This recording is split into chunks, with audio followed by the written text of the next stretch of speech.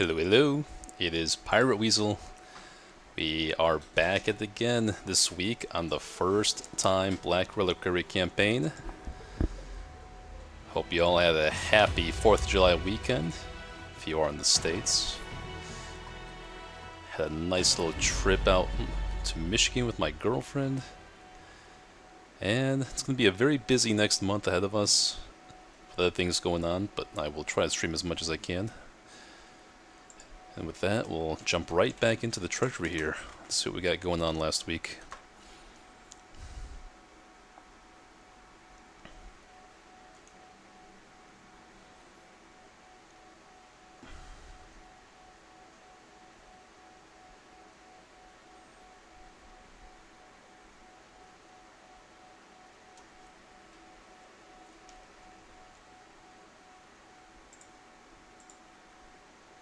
Complacency will be your undoing in this place.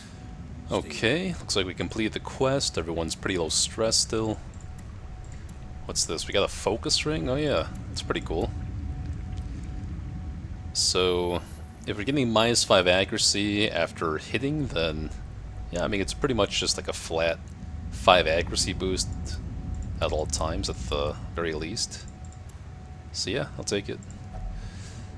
This lady here, let me play around with some other curions. I know that the anti-venom gives us a team-wide,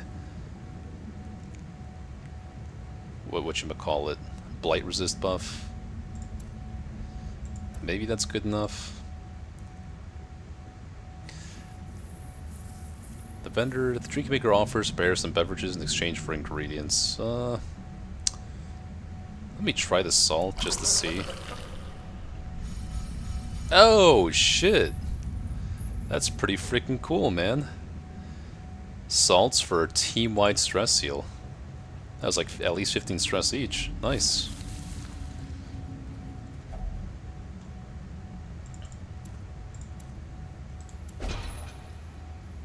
Secure it and march on. We still have much to do. Alright, well, we're just gonna go for some of these bonus fights here. You don't have to worry about surprise anymore, so we can get rid of the seer stone.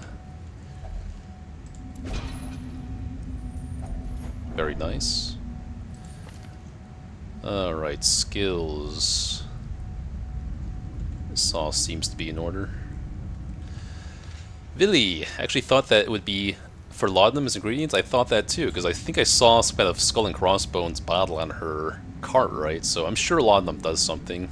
I just tend not to take laudanum to apprentice missions. I mean, I would in the catacombs, but not here.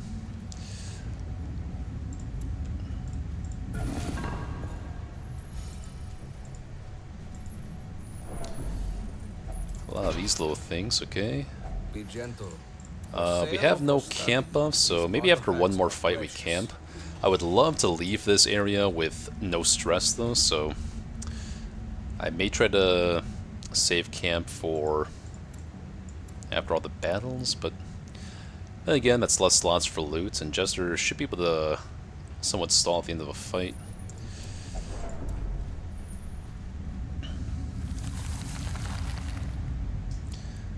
We have... I only have one shovel left, but I can use... I mean, that's fine. I can shovel out of the inventory, and then we can use the archaeology kits for any remaining curios. I guess we'll pop this thing though.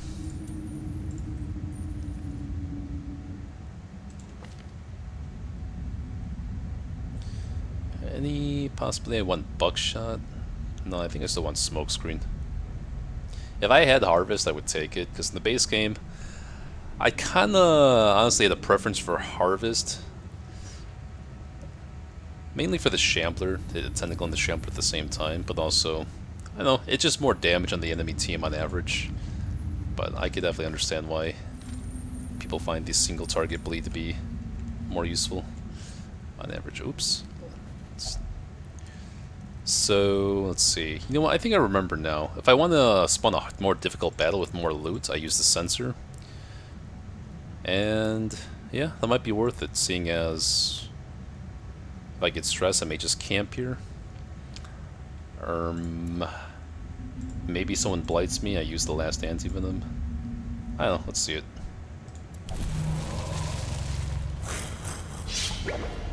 So I get a debuff here, but I forgot what it is.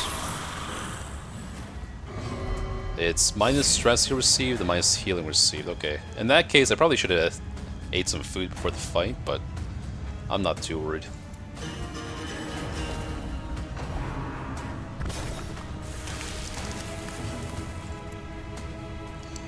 None of these guys have any prots, so I'm more inclined to...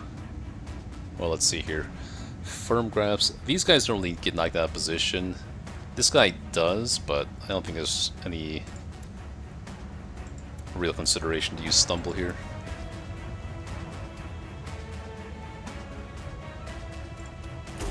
But 21 flat damage across the enemy team through any like prot is actually kind of good. Usually can't expect to stick a bleed on both those two in the prep round. With Ring of Sorrows, at least. Since they don't have much prot or anything, I'm inclined to just, yeah, skip the damage buff here.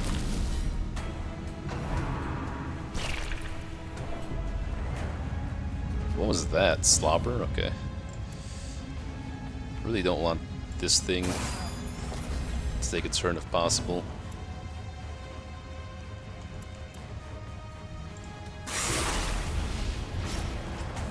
Okay, cool.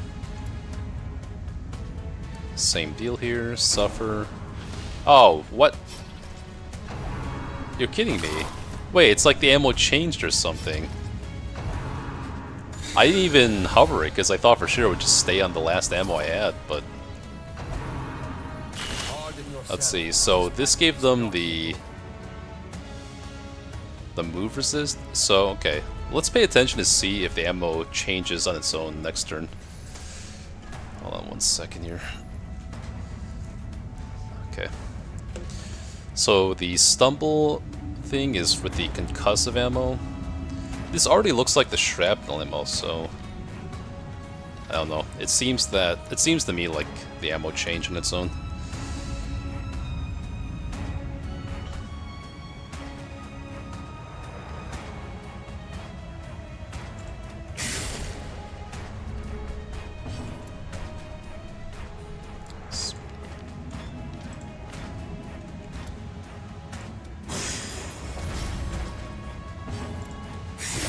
Oh, that sucks.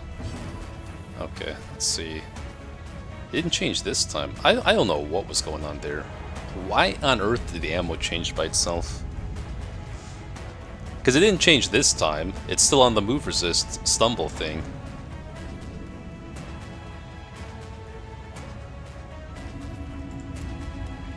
Whatever, man.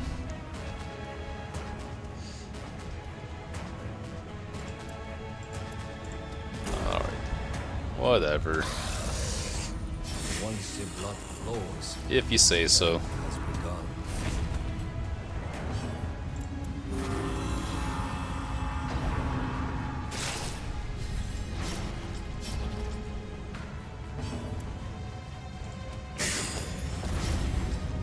The body's weaknesses are exploited.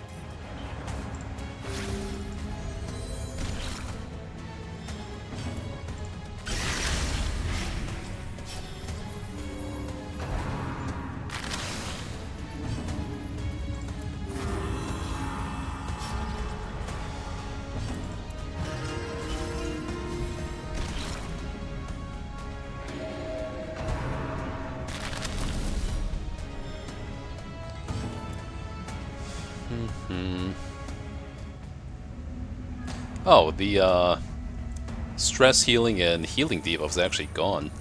I gotta pay attention to how long that lasts, actually. Oh yeah. I just noticed that too, Billy. Interesting. I don't want to trigger stall penalties here. Alright, the thing's dead in 1 round.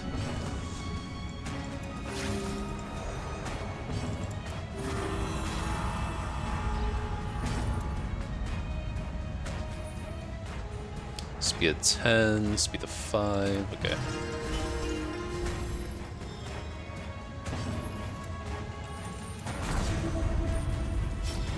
Oh. Okay, I should have paid attention to how much restore it actually had, but... yeah.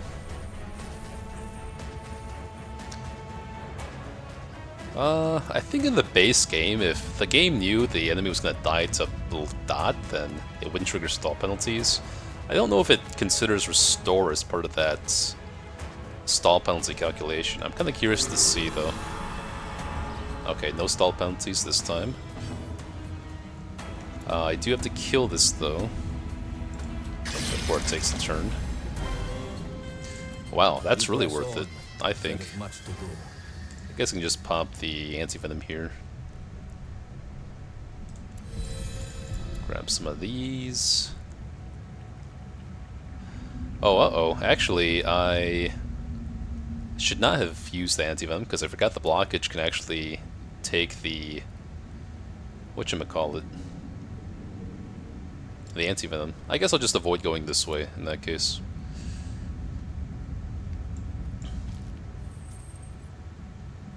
Keep.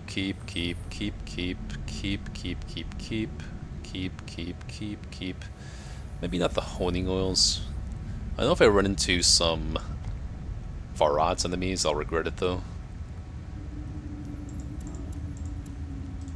I don't know, we'll see. What is this now? Bleed skill chance is actually something I'm looking for.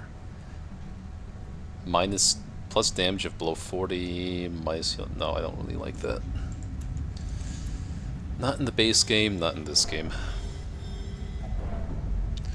Alright, let's go for some more of these, maybe.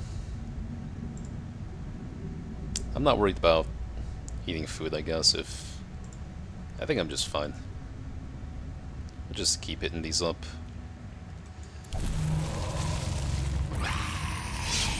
Yeah. I think you're right, Billy. If we kill this guy, we'll probably lose the passive. But it's not even, like, that terrible, honestly.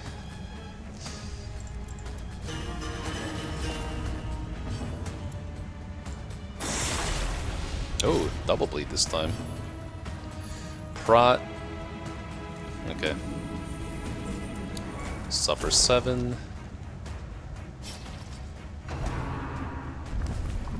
Good.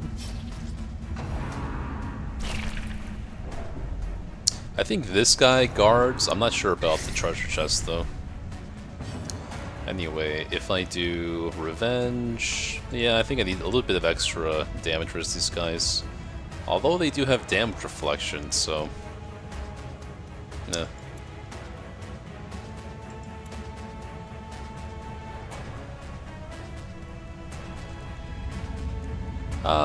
Nah, I'll still get the protection up.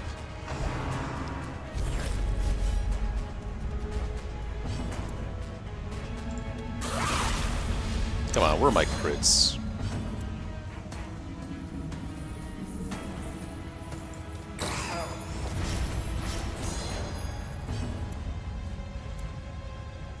Oh, see? Okay. So yeah, every time I use the prep round suffer damage, the ammo swaps.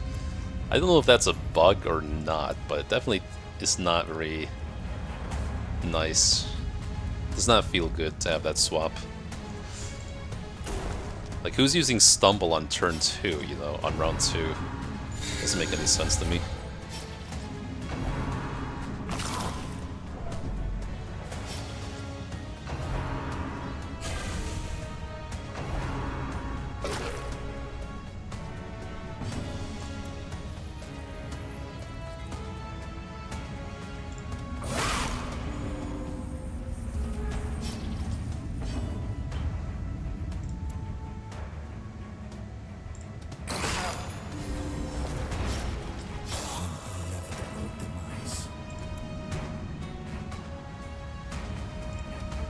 Strikes him down.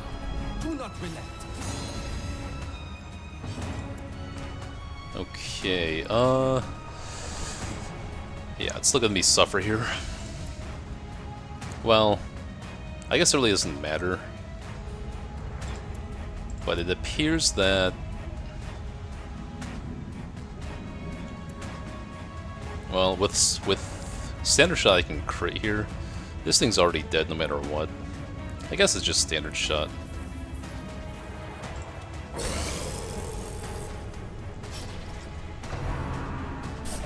Nice dodge. Our care for one another is what sets us apart.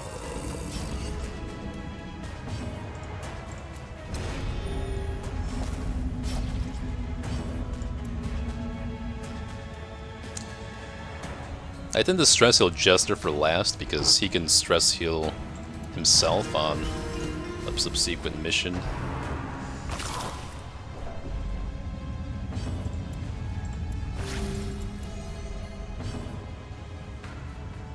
I'm probably just gonna camp soon, so... I mean, I gotta start hitting this guy, right? Heal 5 stress.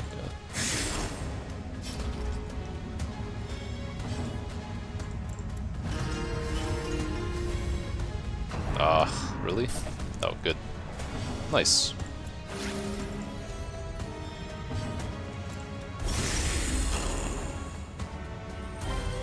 Ooh, goodies. Another skirmish, another step forward. Alright, gonna make some decisions on what to cut here. I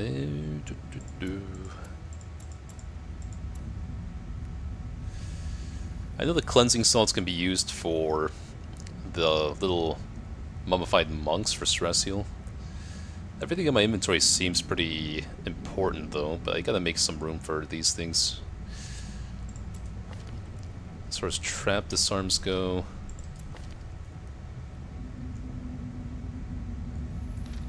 I mean, I guess I'll just pop it on Jester.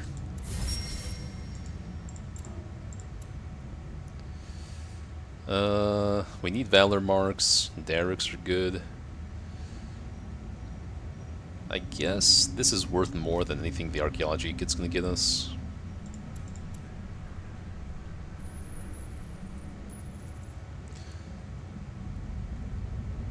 So the totem wall is actually fine, because after your quest is done, the chance of being surprised in ambush doesn't matter, so that's pretty nice for me.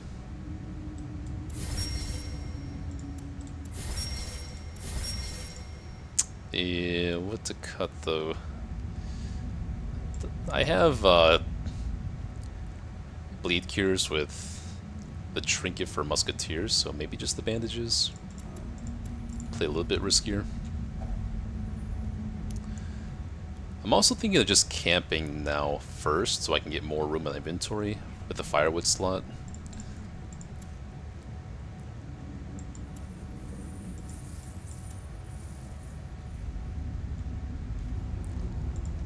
Nah, these things already filled up. I think whatever prize I get from this should just fit in these slots I already have. Just go for it.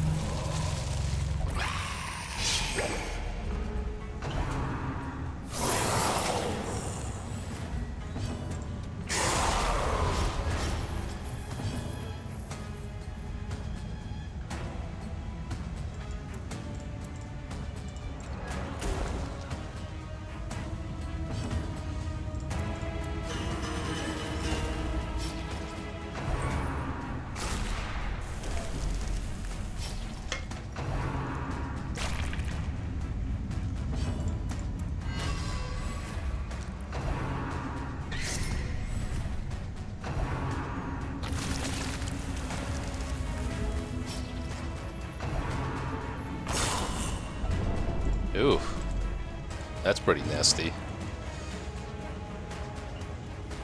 Minus food consumed though? Huh. Okay.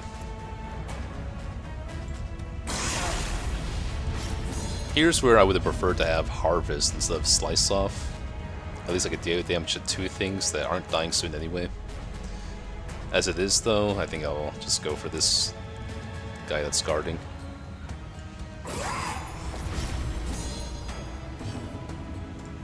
Let's keep suffering. This time he didn't swap, what the hell? The ammo didn't swap. It's like so random. It's almost as if every single round start you have a different ammo. I'm gonna pay attention to this icon, see if it changes at the end of my turn or something.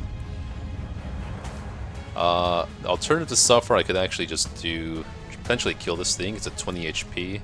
Nah, unless I crit, it's not gonna work. So yeah. Okay, it didn't change. Huh. Either of these things can be crit killed. Okay, that's pretty good. Uh-oh. That's not looking good. Oh. Okay, no crit. I would like to know if I resisted a stun or not. I think that's a bit of an oversight in the game design. You should be able to see resists. Let's prevent him from afflicting for sure. This still gives us a minus stress received buff as well.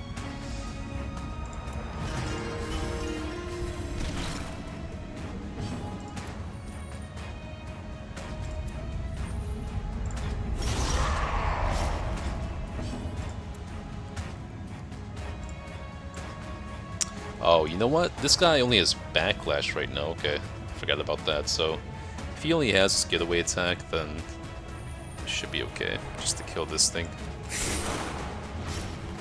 An agonizing death, slow and measured. Cool, cool.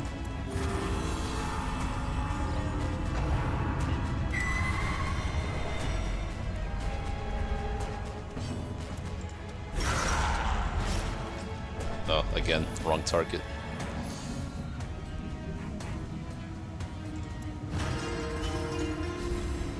A cut vein, a drop of venom.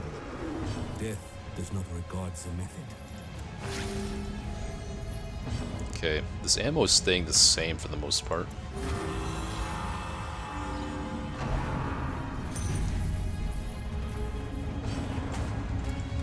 Yes, strike true.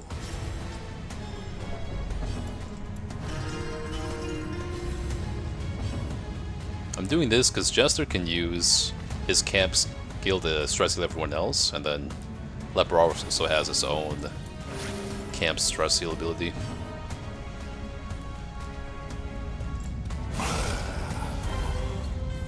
Okay, very nice. And I also get this for the Leper, which I in fact don't even mind keeping this on for a little bit, right? Because I consume less food while I have this disease.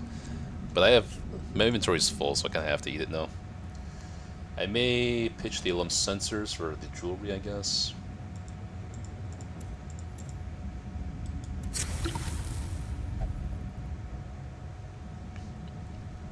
I guess I've gotten enough use out of the sensors. Or maybe not, actually. I could keep going and stacking these things up, right?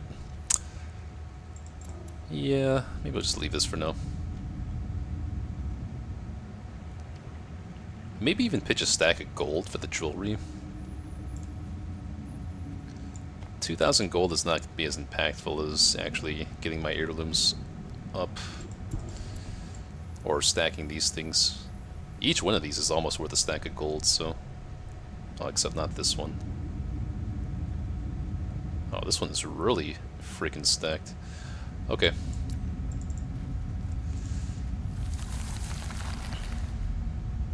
This one needs a key. I forgot about that, but we're okay. We do actually have increased ambush chance. Okay. We probably are going to get ambushed just because I... Yeah, don't have any ambush prevention here. So let's take skills around that.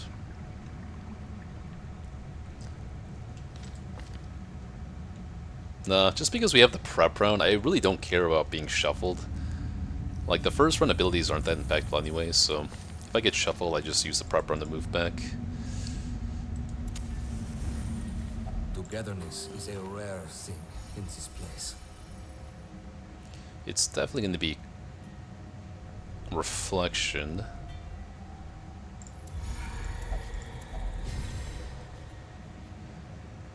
I could either every rose or quarantine. There's no stress to heal on him though. Nah, I'm probably just gonna turn back time on the leper in that case. Turn back time, maybe Tiger's Eye. Oops. That was a misclick. Oh, that's embarrassing. Okay. Clean musket, body shroud potentially.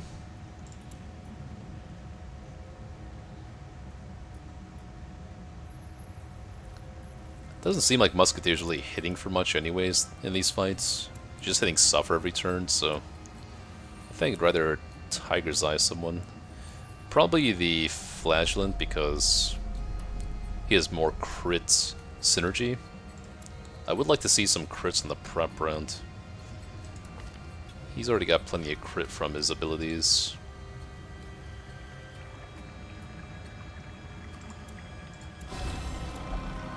I was thinking of doing Body Shroud, but then the points don't really align here, so I'll just clean musket. Samson, hello. Glad you could make it, buddy. Alright, let's see that ambush.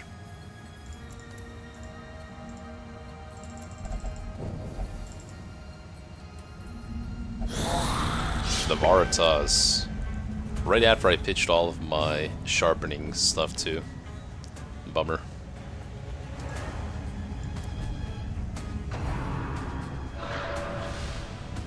Hopefully we don't see an affliction from Leper here. Where's this debuff coming from? I did not like that.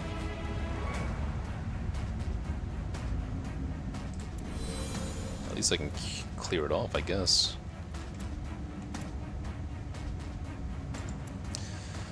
So I don't have much reach on this team. That's a bummer. I may have to just actually clear the frontliners and clear the corpses, even without Purge. Huh. There's no point in swapping positions here either, it seems like. But not much chance to hit either or do much damage. Yeah, bit of an awkward team for this mesh here. No, actually hit.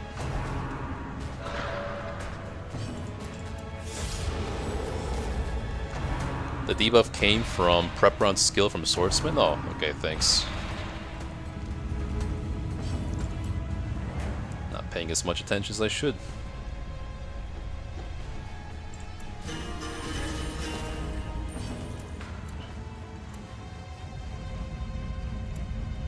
These guys are gonna pull me out of position probably, but it's alright.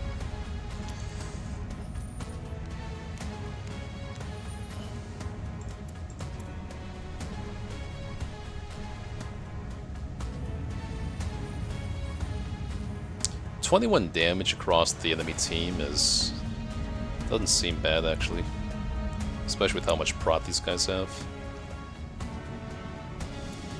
Otherwise I'm doing 7 to 16, but with a chance to crit. Yeah. There's really no point in killing these guys quickly.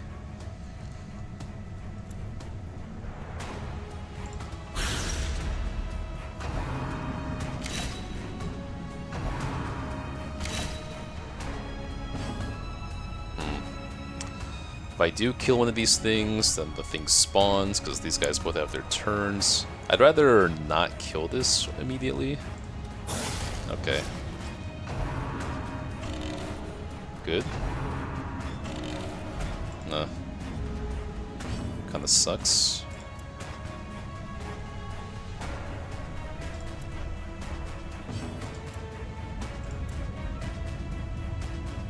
I'm gonna try to get his suffer off again here.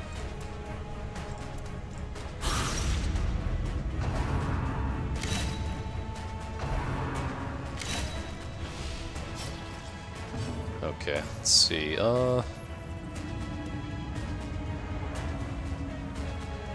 actually, no.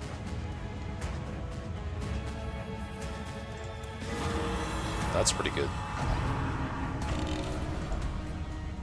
Okay, that does suck.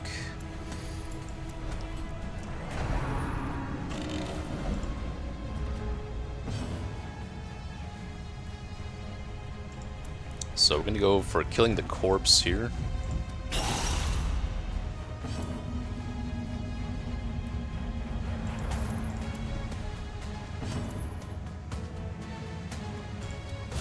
destroyed. Very awkward way I have to play this fight. And with all these debuffs I have from these items, it's pretty nasty.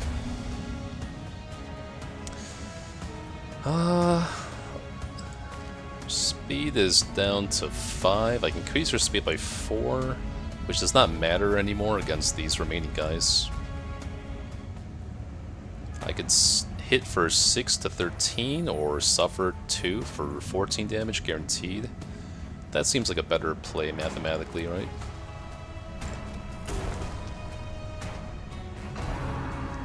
You know, I wonder if suffer leaves a corpse.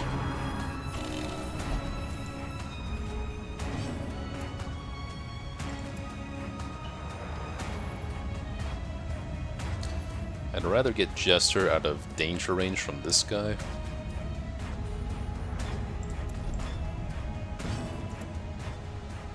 Let's try to go for a kill. Well,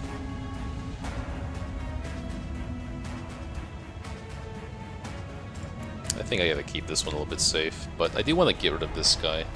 But if I hit with Punish, it's not gonna kill, so I don't really see the point.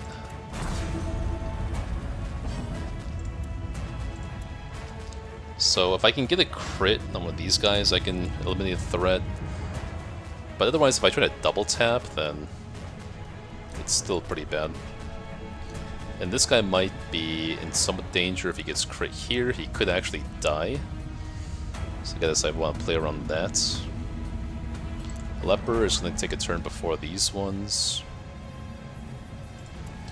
These guys are doing some moderate damage. Well, I guess this is a safer play. Of course, probably still safer to kill this thing right now. Because if Jester gets pulled forward and then this guy hits, then it's kind of bad. So, they can do their thing, I guess. Yeah, see, it's exactly what I was afraid of. And this guy actually has a turn here, so this could be it. Oh, look like the AI is a little bit forgiving there. And this thing does leave a corpse as well. Jester's speed is, yeah, not great. Hopefully he's still below the threshold so he can use Redeem on his turn.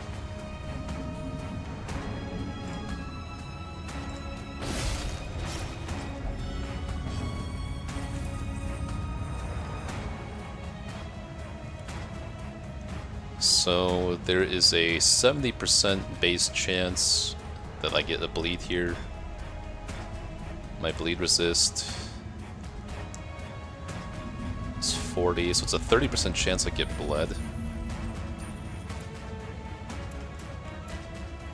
Slice Off actually has a higher crit chance.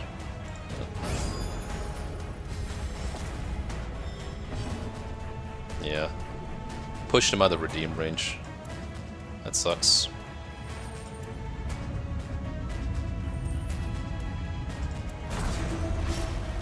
Can I kill this corpse? Yeah, I should be able to. You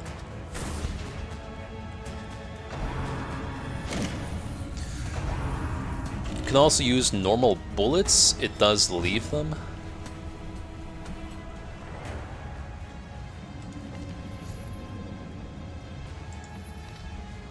I'm not sure what you mean by that.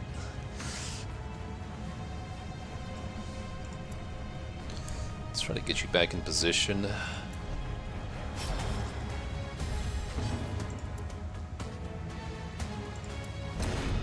wound closes. The bones are mending. Press on.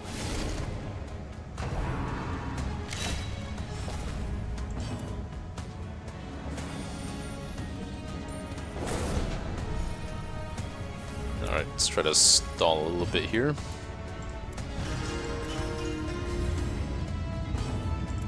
We must care for one another.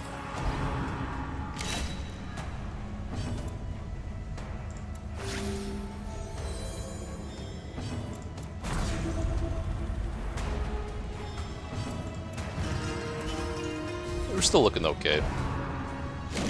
Good. Gotta start hitting a little bit here, right? Suffer leaves corpses while normal bullets ignore hefty prod. Could help secure kills. Yeah. That's a fair point.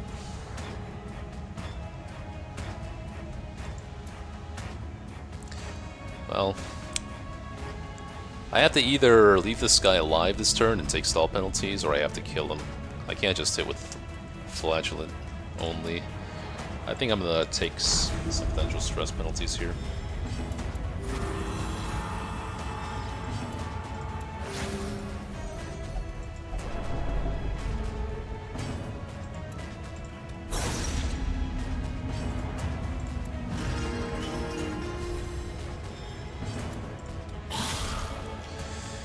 Okay, not the cleanest fight. Darkness will not impede us. We are the flame.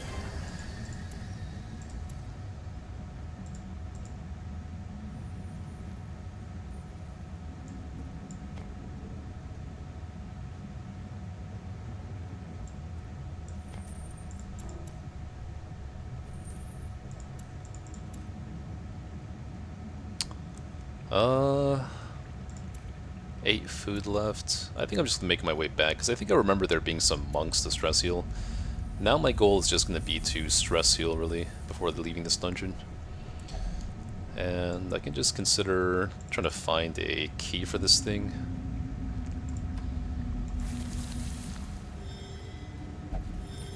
Let me hold off on this. I guess it's fine. We can just take it. And then maybe get rid. Maybe this could be my last fight, and I'll just pitch the sensors after this.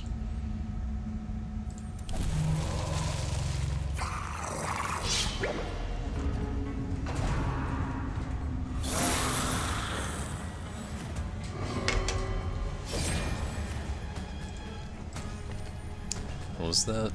Buff party? Okay.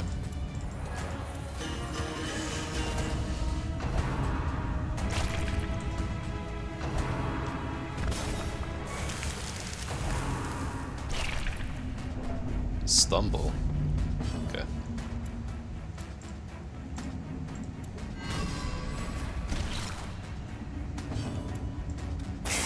Come on, give me a crit on these prep rounds sometime.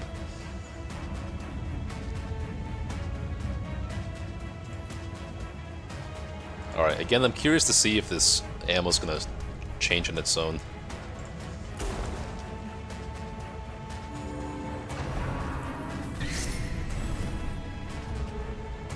Ah, fuck.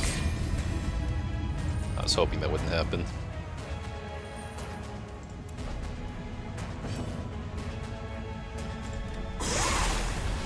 Give me a crit, man.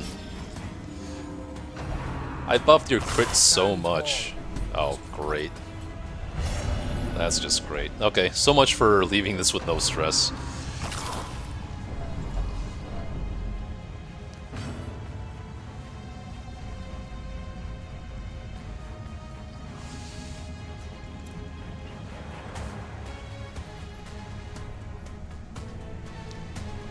Rather kill this first. 7, perfect. Oh, never mind.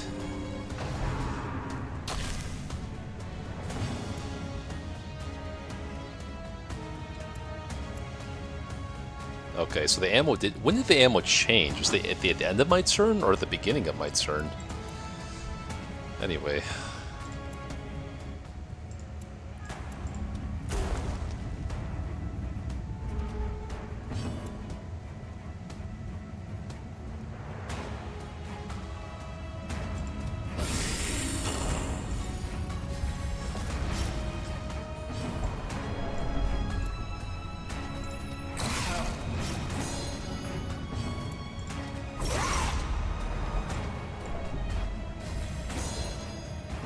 Okay, so 13 health. There's a decent chance I can kill this thing here. We have. Let's see. We want the regular ammo here. Okay, nice. This guy can't really do anything though.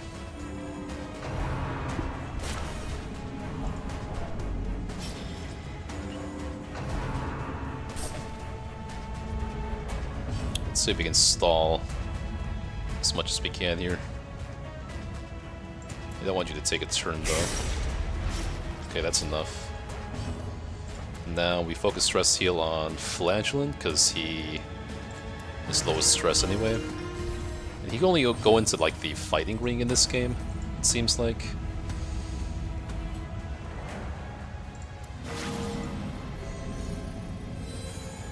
Drawn out and merciless.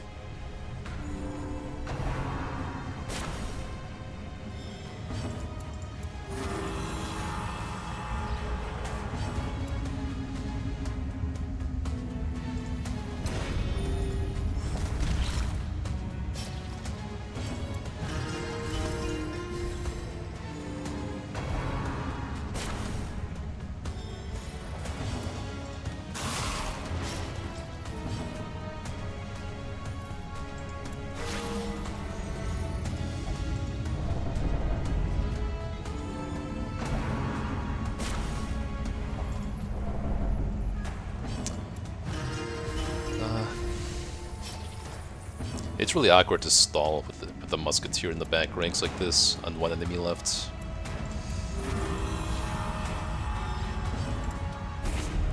Uh-oh. That's not good. Okay.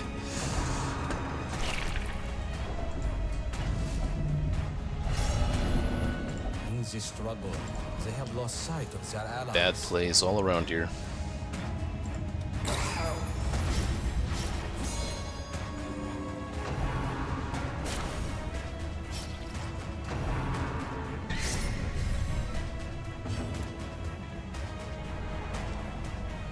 Don't care about this guy.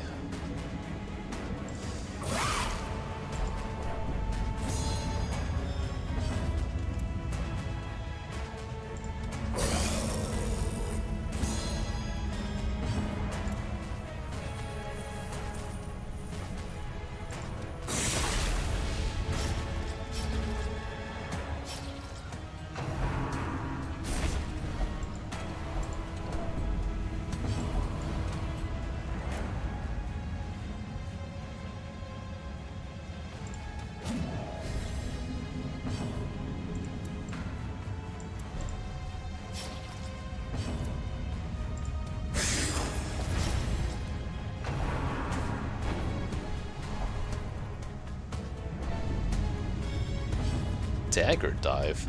I don't think I've seen that move before. Interesting. He does have something to do in that rink. The obstacle is removed.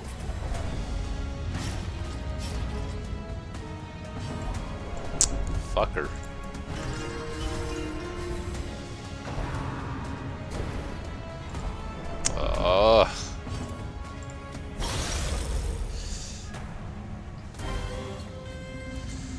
That was not fun. Okay. Battles continue.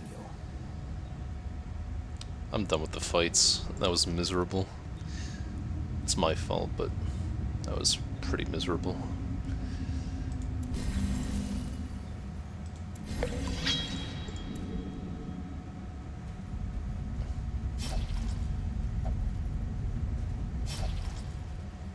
Okay, can you let me touch this in peace?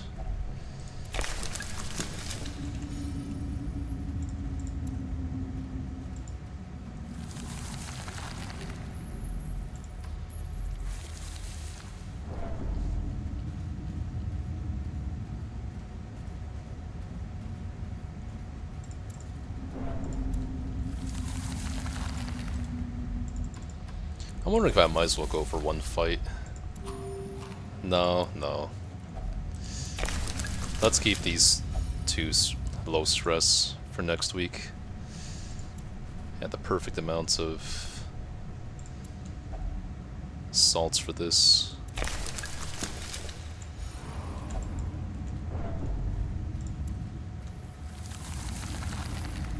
Yeah, they could, but I'm accepting that that's a possibility. Like, I'm not worried about dying that much. I can just retreat a fight if I need to. But yeah, I wanted to stress heal these things from those curios. But we're good. We did get quite a bit of gold here. Dangers are exposed. have done well. I wonder how much, actually.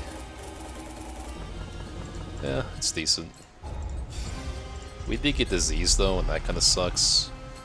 Penitent, whenever X speed is triggered, minus 10 stress. He doesn't have any X speed synergy, unfortunately.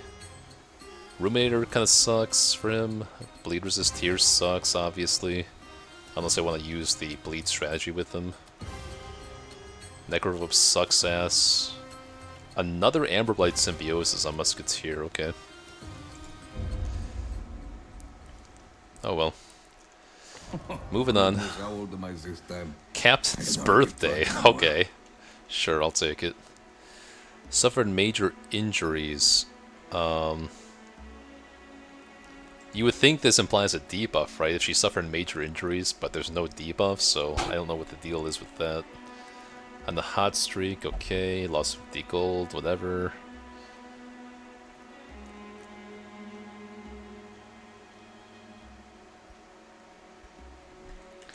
Okay, Captain's birthday.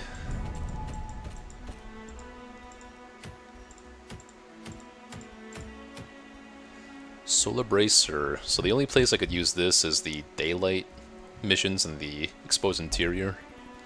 8 dodge and 5 crit is not bad, but minus 4 speed at all times. Meh. Profane Scroll. I kinda like that trinket.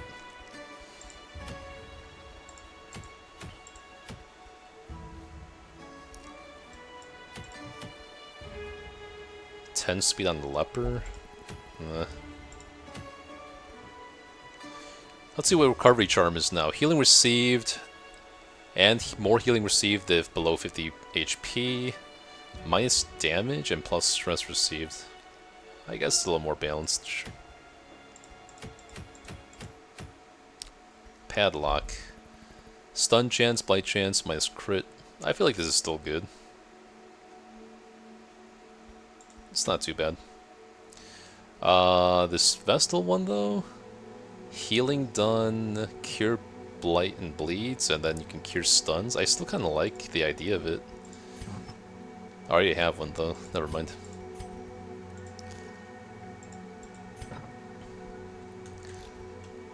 I wonder if it's a boss this week. Let me see what level 3s I have. If I want to do a boss, like I want to go for the Janissary again. I can try for something like Hellion, Man-at-Arms.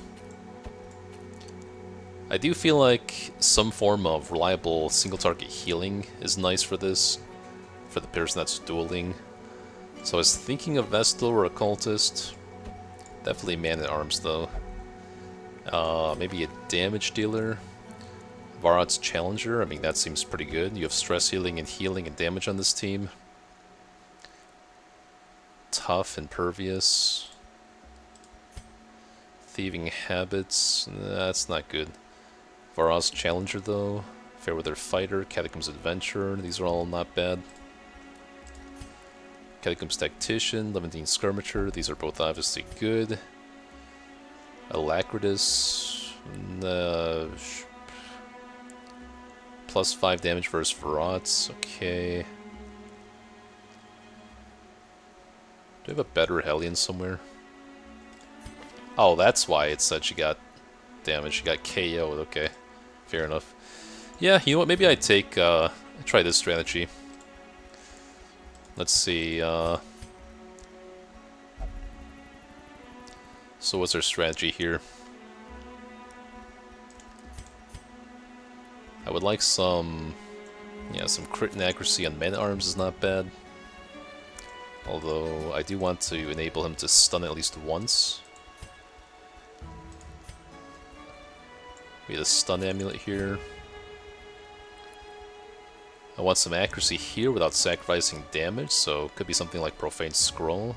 He is not religious, but then I would like some accuracy as well, so it could be something like Focus Ring. You're always taking Hell's Hairpin. And obviously the Perfumer item seems pretty good. Do you have any accuracy though? No, okay, that's kind of awkward.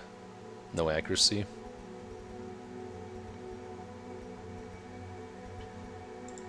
No accuracy against the boss with like 90 dodge. I'm kind of relying on my hunch that the guy being targeted by the boss gets, you know, more accuracy against him. That would just make sense to me. I could be completely wrong though. Vestal, can I get her speed up really high or something? No, because your speed is 18 for some reason. 12 base plus 6 from Quirk. Which quirk is that? 6 speed if... No, that didn't kick in yet. So your speed is 12. And if I want to put the Chalice on you, your speed would go up to 15. I mean, even without the plus stun chance, this is not that bad. Yeah, actually, yeah, kind of like this. Then what for you? More speed somewhere, maybe? Or a City Bracer. I think I have a speed and... Where's my speed and accuracy trinket? Did I sell that? Better not have. Okay. Speed is 17. This seems not bad. We have pretty reliable stun.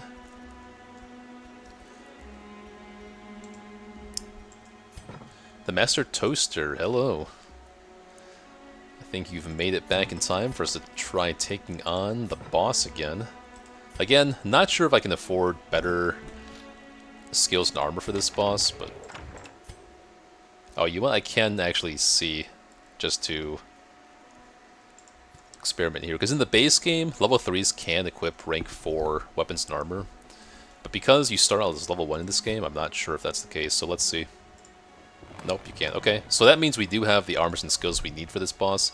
It's just a matter of figuring out his mechanic and playing around in that case.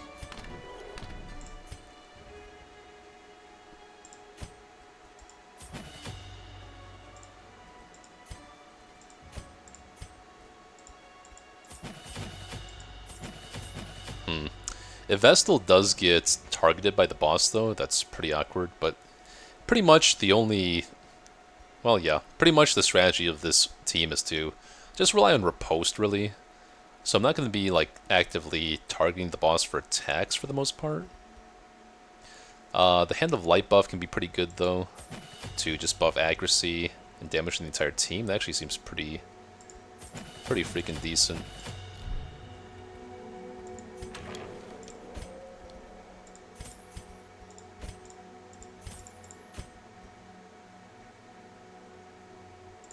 I'm rich enough just to get everything I need for versatility here. Let's take a look at the fairy guys, though. Clutch hitter, tense, crafty. Nah. Technical, ashen, weak. No, hell no. Lounger, thick-blooded, lazy eye, hysterical, no thanks, no thanks, no thanks.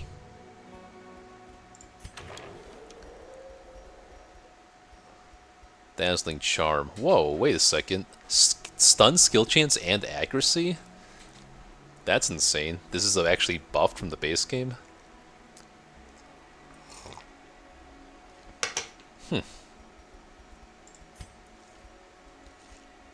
That is actually pretty good, not gonna lie.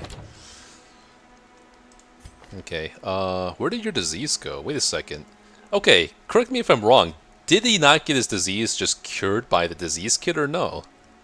People are telling me, like, the disease kit doesn't cure disease, but here Leper is without disease. Whereas he had that, the eating disorder disease. It was just a symptom? Okay, I guess it was, bright green instead of... Okay, that's probably how I got that misconception at the beginning of the campaign. So, that's on me then. Oh, so the flagellant can actually go to the Amber Den, which is nice. So let's see, got 2 people for a max stress heal here. It's just going to depend on whose Cork I want to heal off in that case. Probably going to be Necrophobe, because corpses do come up pretty frequently. Spasm of the entrails, I think that's my only disease, right? So she can just go heal off her disease here. Wait. You. But because quirk treatment is free this week, I would rather do it on a level 3 person. That's more expensive. Do I have enough to expand here? No, I just used all my... I didn't have enough anyway for both upgrades probably, but... because it's free this week, let's see what else we can do here.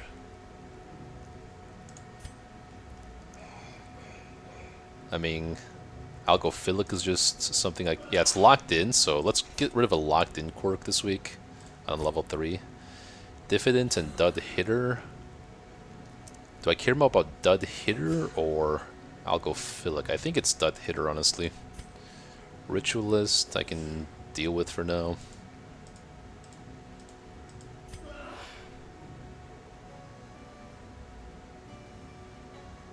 Like, minus accuracy and crit when you're already in a bad situation. Yeah, pretty bad.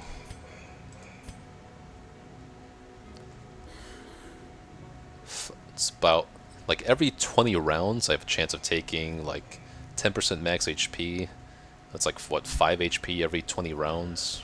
So, it's bad, but I think that the other one's worse. And which of these do I care to remove? I don't really care about minus stress in the catacombs. This accuracy is pretty good, sneaky is pretty good, superstitious, oh, that's really good, technical is really good. Oh, he's great quirks, damn. So I guess the minus 25 stress received is not that big a deal to me in the catacombs.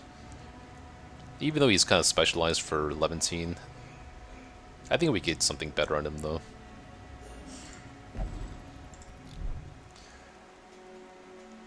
Scabeus, first time chatter, hello. This is like the most ambitious mod, I think you could call it, for Darkest Dungeon. I would say it's more like a sequel to the game. Thanks for the follow, by the way. Glad you're enjoying. This is like not a mod that you enable in the base game, but entirely different game that you download separately. And even Red Hat approves, so yeah, I'm enjoying it a lot so far. It's a change of pace from DD1. Okay, so that's taken care of. Gotta figure out who we want in the stress healing facilities now.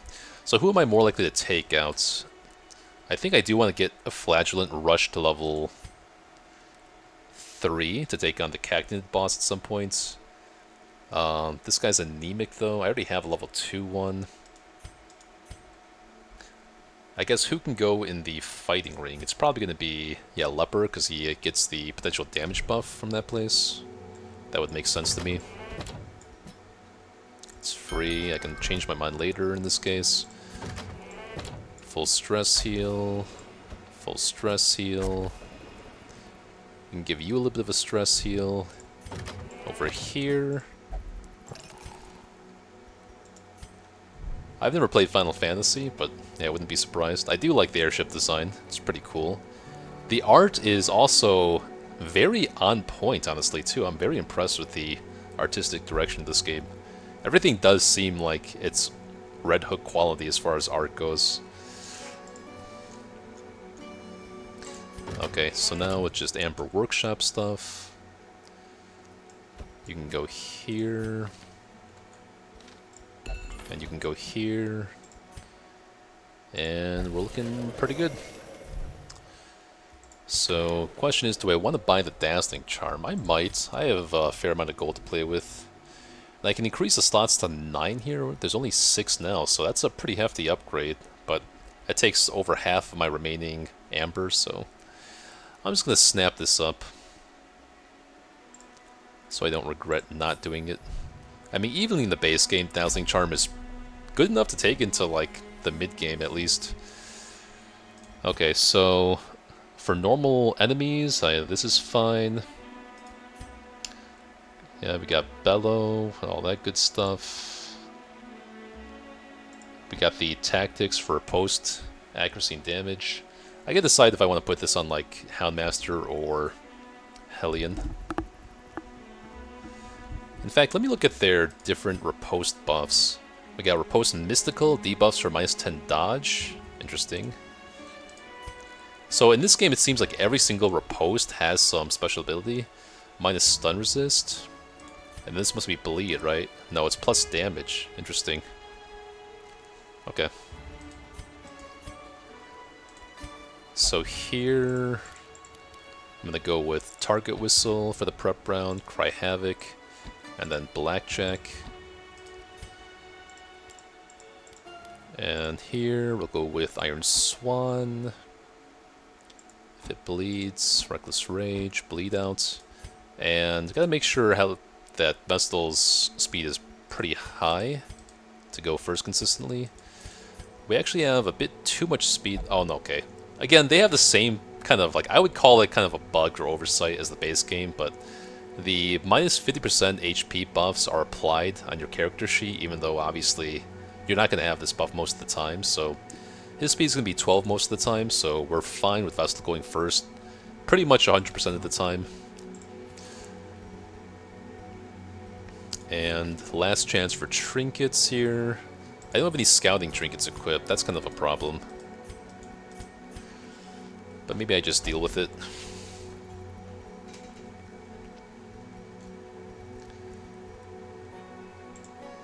Yeah, scouting is probably not as big a deal as for boss dungeons when you're not exploring the whole dungeon. I'm probably only going to explore like a third to half of the dungeon to get to the end of the mission, so I'll skip scouting for this one. Or I guess I'll just put it on a camp skill. Because I get 2 camps for medium missions, so it should be okay.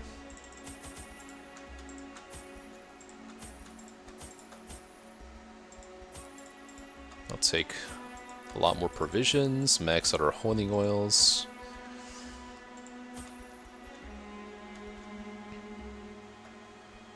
I do want at least 1 ginseng powder and 1 scale here.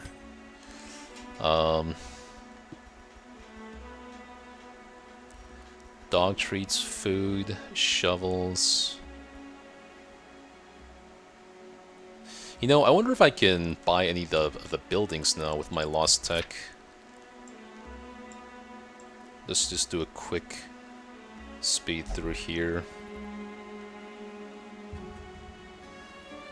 No, I don't have enough heirlooms or treasures. What do you even call these things here? Relics, okay. Instead of heirlooms now, they're relics.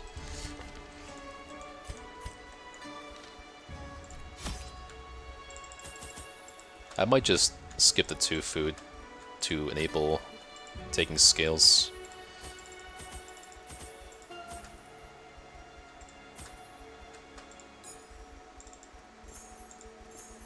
Well, I want this to go well.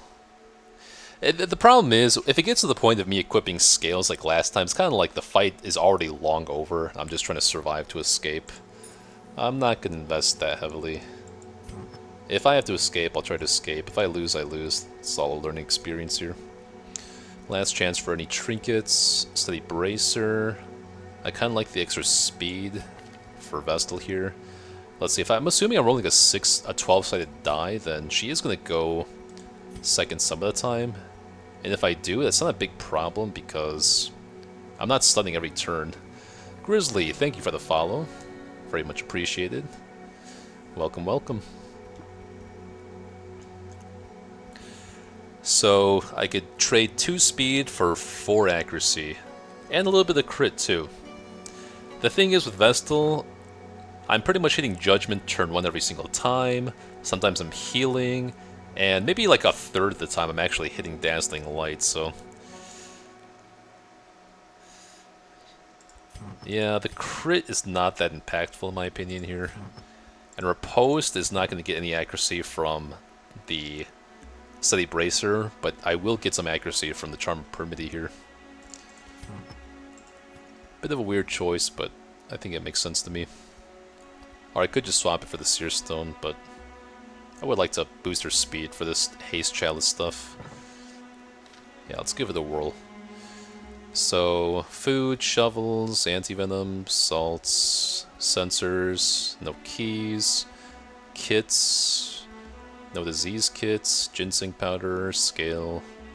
Should be okay. Alright, round 2. Let's try this. This is not a man of The Janissary and sits nor a on man one-on-one of duels. See, He is a yeah, man probably of keep it of honor, of dignity. information here that I didn't really His pay attention conquest of to the on the valley loading is screen not the first his time, but not his purpose. because his dodge is busted beyond all belief, like, this has to be the case. Like, it has to be whoever he targets gets more accuracy against him, right? That would only make sense to me. Otherwise, he's just like the hardest boss I've ever seen. And put a stop to his reign. 1, 2, 3, 4, 1, 2, 3, 4, 5, 6, 7, 8. It's actually be the longest dungeon, which sucks, but it's okay. We can't really play around with swapping off the scouting trinket because our inventory is so full. Just hope we don't get in too many fights here.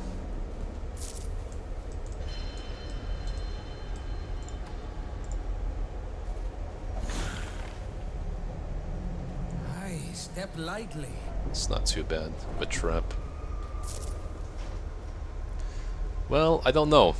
Really, it really depends on whether my guess is right. Like, it's the accuracy problem, right? Because Repose is not very accurate. If I have like a 10% chance of hitting the guy with normal abilities, the Repose is really not going to be hitting most of the time unless my guess is right about the mechanic and you do get increased accuracy if you're dueling him.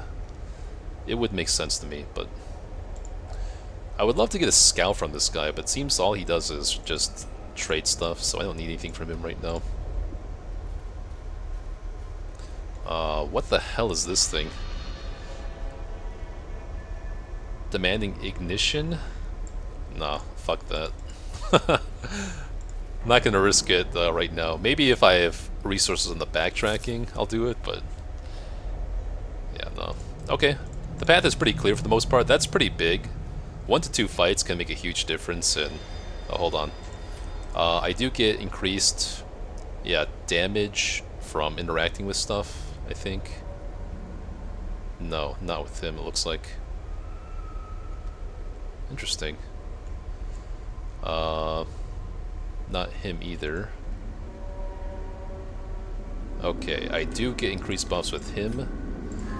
So if I interact with the curios here, then I get bonuses. So we'll use archaeology kits for that. I want to save all the defensive resources I have, so even though I'm not getting any gold off this, Gentle. For I sale will... or for study, these artifacts are precious. Wait, what?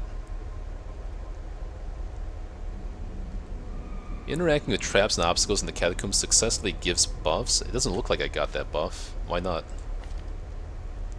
This is the catacombs. It's obstacles and traps? Okay. Yep. Reading comprehension here.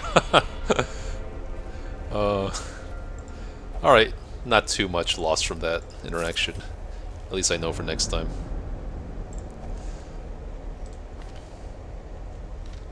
That's a little bit more balanced to me, I guess, if it's just obstacles and traps. Have I never touched this thing? Oh, no, I have. It just takes currency, that's right. I'm looking to camp after I get one fight. Okay, here we go. No surprise, please? Okay, perfect. This mesh is not that bad. I should be able to camp after this to get the stress down and get some scouting buffs up.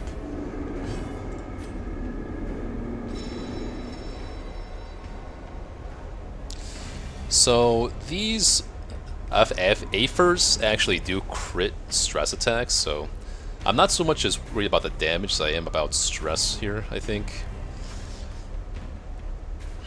And I care more about the one in rank 2 or 3. They have Creeping Wisp and Cadaverian Smog. Oh, by the way, none of these are corpses either, so that's important to know when I'm considering quirks. Like, Necromania is not going to be affected by these things for the most part. I mean, Necromania will always be relevant because there will be corpses, but, you know. The altar's the local shambler. I mean, it would make sense. I had that thought run across my mind because it does say to take a torch when it uses the word ignite. So obviously you just associate with torch curios with shambler, but yeah, I have no idea. I think I still will debuff this guy because The minus damage buff is just wasted on anyone else.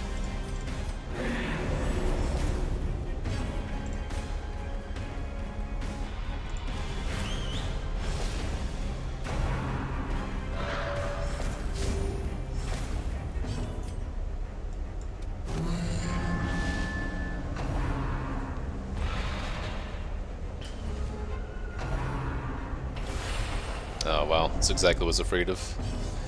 Okay. So she's going first, so the stun chance here should be pretty much guaranteed, I imagine. I do care about that stress here. Get some honing oil, try to double tap this thing.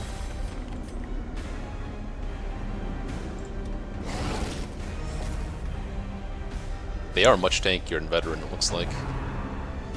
Oh, you're fucking kidding me, man. Now I'm locked out from whatchamacallit, Iron Swan too, because of that. Minus healing received from expiated, yada yada, okay.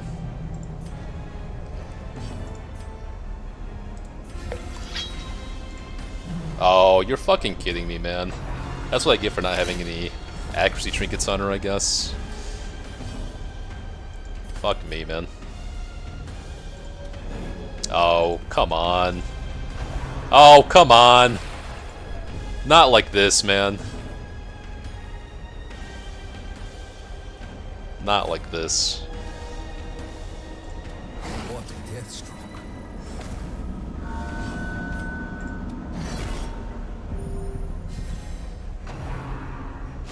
Okay, that was huge.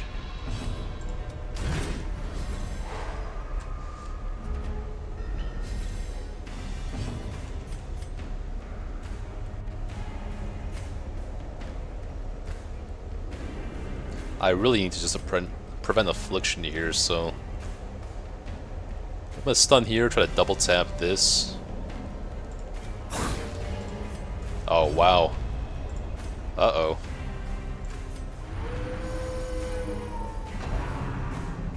Okay, no crit at least. Oh fuck. Fuck, fuck, fuck. 18 speed too? Oh god. I think I have to stun this. Let's see though. Creeping Wisp doesn't target rank 4.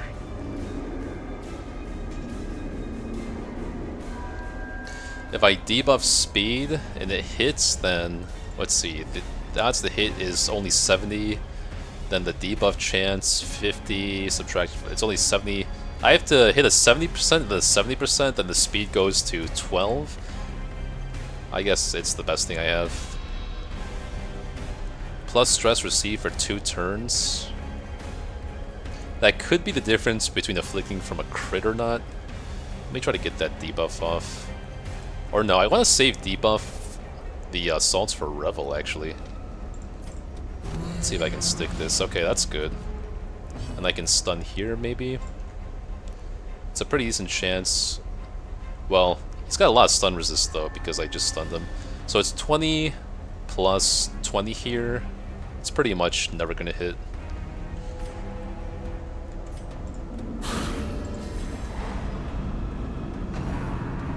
Well, that was really lucky. Okay.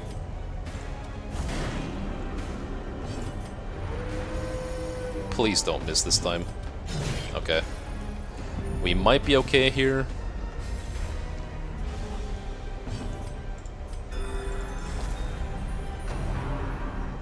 Okay, that's fine.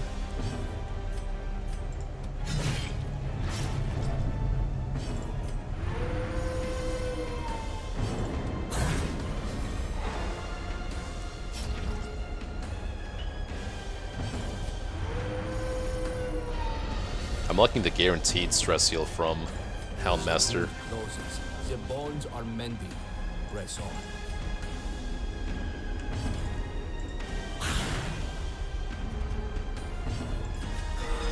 Okay. Kinda stabilizing here. Okay, cool. We should be able to push on one more room here. Another skirmish. Another. We got a stun amulet here. If I wanted the stun amulet though, I could have just taken one from home, so I don't think I need that. Yeah, this mod is truly like a sequel to DD1. They've just improved so many pain points of the original game and just balanced a lot of things. And even just minor quality of life stuff like the movesets for the enemy team. It's pretty nice. Okay, I'm not gonna give up any defensive items here. Yeah, I just need to make sure we can finish this quest with as little problem as possible. There's even an argument to backtrack here. If I was smart, I probably would backtrack, but I'm a little bit stubborn. I want to see what's in this room and then camp.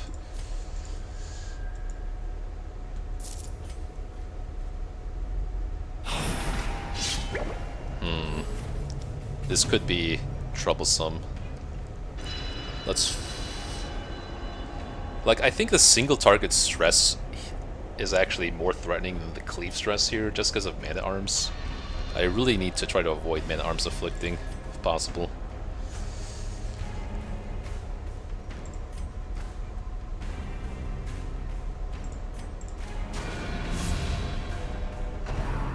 Good. Good. Okay, don't mind any of that.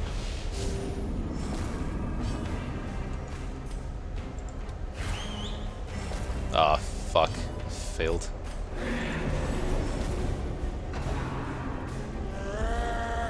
Okay, it's not that much stress.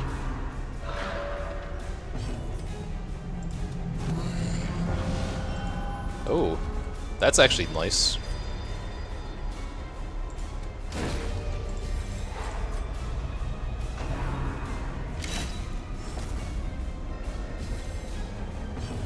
Oh, I get a turn here. Nice. Fuck yes. I should be able to prevent Affliction from man-at-arms here because of that. I could go for a stun here, but I don't... Unless this guy has like insane single target damage, I don't care about him anymore. I just want to prevent this thing from critting man-at-arms and doing 40 stress again. So mathematically, yeah, I should be able to kill this no matter what as long as I don't miss here. Not worth using a dog treat though. That's really nice. So now I can just stun here, and we're looking good. This guy you're talking about? Yeah, he looks very sus. He is probably the creepiest enemy I've encountered so far, design-wise. You haven't seen him attack yet. Oh yeah, you have seen that attack. It's pretty creepy, I think. His pride is reasonably high here. We're just going to heal stress off all these people from camp anyway, plus rebels, so right now we'll just focus on rushing this guy down.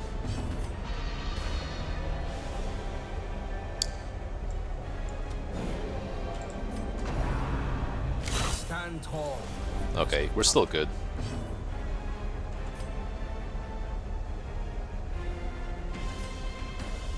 It's still debuff dodge, right? Okay, yeah. I'm still gonna opt to bellow here. Oh, that sucks.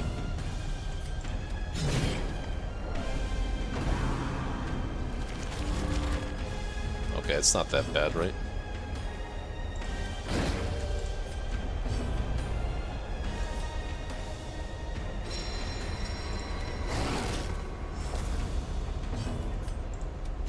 Good. Drives into the ground. Okay, Bell did some work here.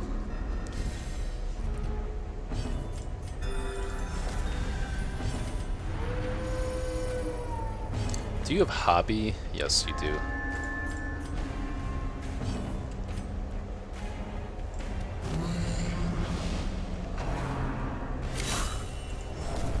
Okay. I'm fine.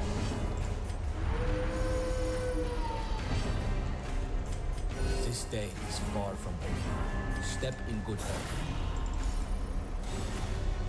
I kind of want to miss here. That's fine too. We do have this thing to cure our stress as well, so that's good. Wars consist of a great Okay. many battles. So let's think about how we want to camp here then. And then you guys have an ad coming in a minute 30, so I'm gonna get ready for that. Take a little break soon. But these are all good. Is Man-at-Arms religious? He's He is religious, so actually bless his accuracy and damage. Okay, let's think. I do want Sanctuary, prevent ambush. So that's 4 points. We do want Man at Arms tactics every time, so that's 7 points. Weapons practice would be nice, but maybe we prepare to camp right before the boss too, though. So we use this camp to just get our stress managed, and then before the boss we camp to get all our buffs up. That makes sense to me. Let's remember we have access to this too for Man at Arms. So he has Hobby here, Instruction. We have Revel. I'm probably going to hit that for sure. We also have Hound's Watch. No, obviously Hound's Watch would be better than Sanctuary.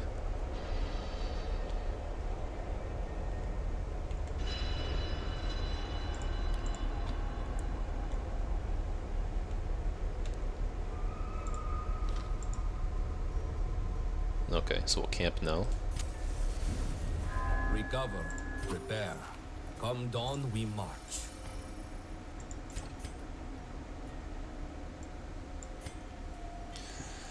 Revel gets pretty good value here.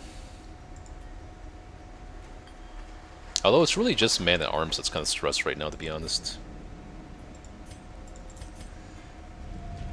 I'm gonna say Hound's Watch. Oh, you guys got an ad. Okay, BRB.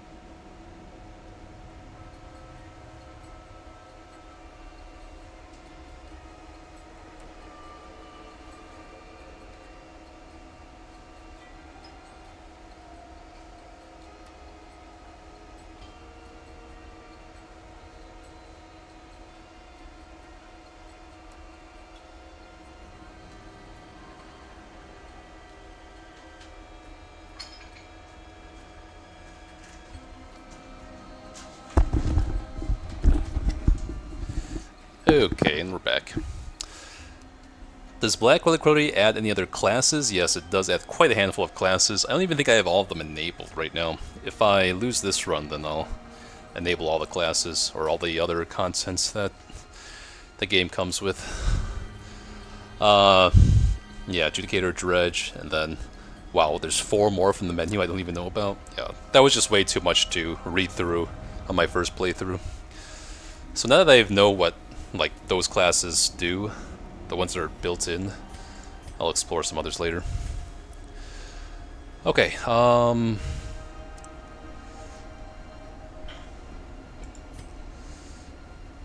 minus stress received. Heal 20. I am wasting some stress heal from Revel here, so let's think about it though. For 3 points, we're healing 1, 20, 7, 20 stress. It's basically 40 stress here, plus 8 more, so 48 stress for 3 points. That already seems pretty good, then minus stress in everybody for a couple rounds. Sure. And that's why I brought more salts. Would not mind scouting. And then accuracy and damage if religious. Man-at-Arms already has some accuracy, no one else is religious. I don't need to hobby, I don't think, because we have the Curio behind us. Accuracy and speed. Yeah, we definitely need some accuracy on Hellion, right? So this just makes sense to me. Just for the normal fights until we get to the boss, even. Our path is revealed. March on. And then we're pretty much out of cleansing salts here, too. Oh, sick. So we can heal 1 debuff for the boss fight. Every base game hero got changes too? Yeah. I would not say they're mostly subtle. They're pretty big changes for everybody. If they have their stats changed, then I know that all the stats in this game are pretty much doubled besides percent-based stats like crit. But yeah, dodge, speed, HP, all that stuff is just doubled. So the numbers in this game are a lot bigger for the most part. This is going to be a sensor buff, sensor damage buff, so let's get that on Hellion, I suppose. Although Man-at-Arms could, Handmaster could use a buff to his damage as well. We have Varrock's Challenger here. Very timely for that. Hellion's base, 16 to 31. I mean, Hellion's getting the most value out of the damage buff here, but Handmaster could use a bit more damage, I think.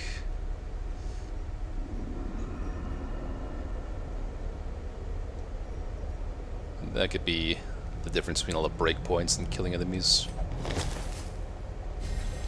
15 damage for 4 battles, okay.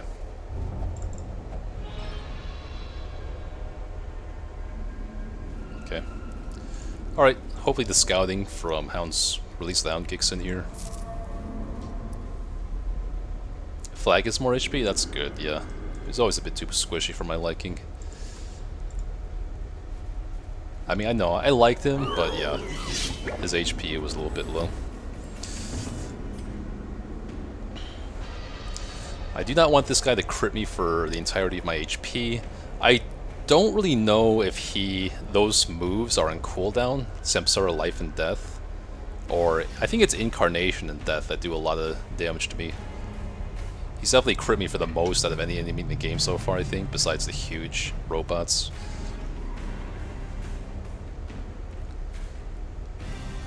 Yeah, I wouldn't mind rushing this guy down first.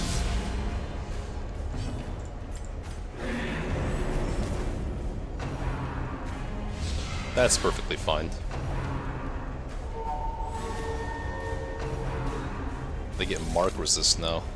But he does not, or they do not. So... oh, he resisted the mark anyway. Never mind. Oh, he gets it too, okay. just more simple mistakes on my part.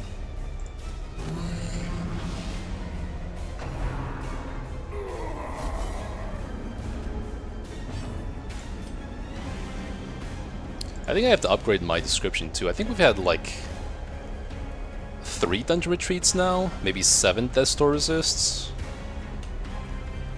I'd have to go back and count, but I think that's a little more accurate.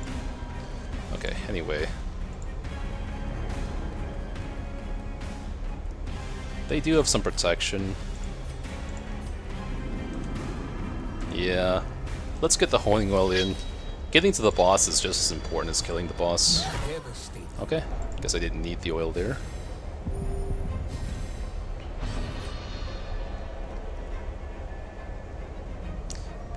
Vestal is not going to get as much stun value from a trinket. She's not going first for some reason. It's because we buffed up Hellion's HP speed too much, I'm guessing. 16 versus 17. Just a bad luck roll is all. Okay, so he has Mark Synergy, but it's like not that bad, I feel like. Speed is 7 and 13. Alright, let me do this.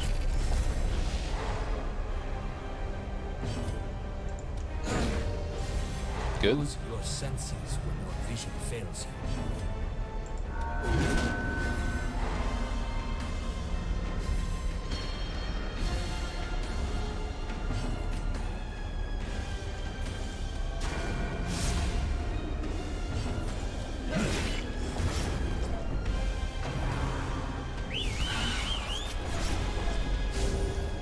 Look at that. 45 points of bleed. That's something you won't see in the base game from 1 crit.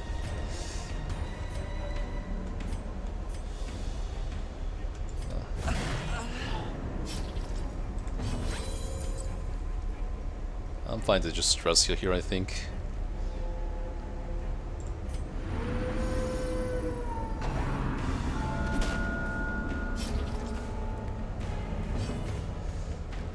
Did the answer guy is like a jester? Keep the guy out of front row to avoid finale-esque move? Is that the case, Billy?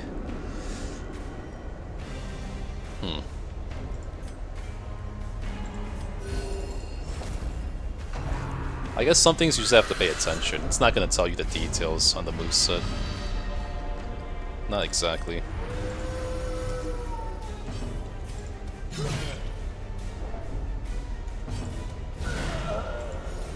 Okay, still stabilized here.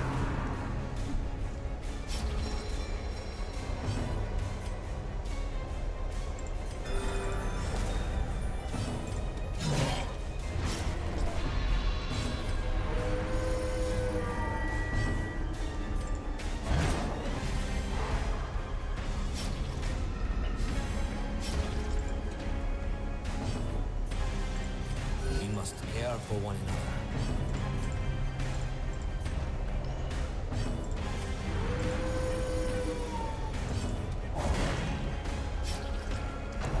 Might be stall penalties here. No, good. Speed of 3, 5.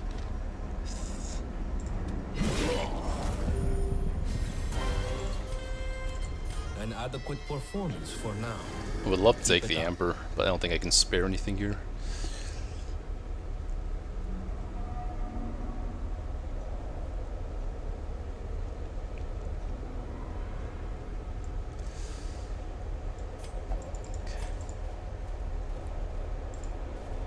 Alright, let's get a scout, please. Okay, it's not bad. Could be a whole lot worse. The variance on these fights is a little bit too high, I think. Like, sometimes you get a fight like this, sometimes you get 2 gaggles, and then, like, the huge-ass guy that does, like, 1,000,000 damage to your team. There's a bit too much variance for my liking. But these guys only spawn in 0 light, I guess. That's how that works.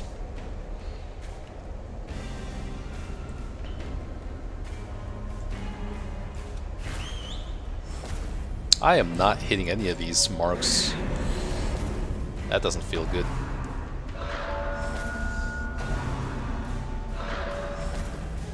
minus 35 dodge.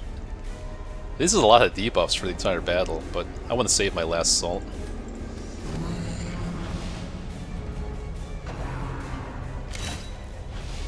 Ouch.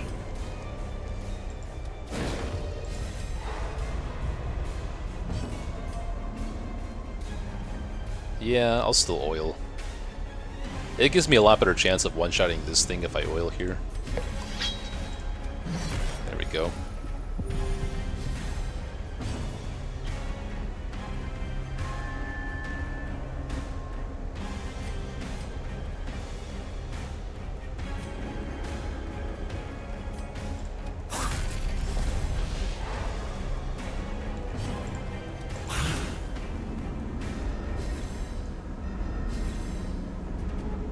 This guy resisted my stun even with the stun amulet. It's kind of shocking.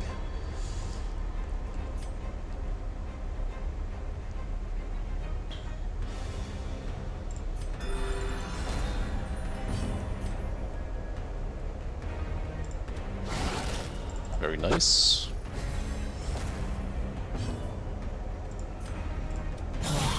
Very nice.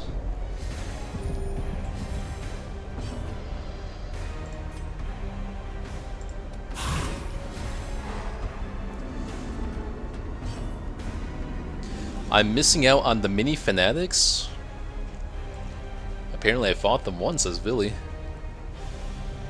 I'm trying to remember mini fanatics. Oh yeah, I remember now. I was pointing out how like they had like similar accessories to the fanatic.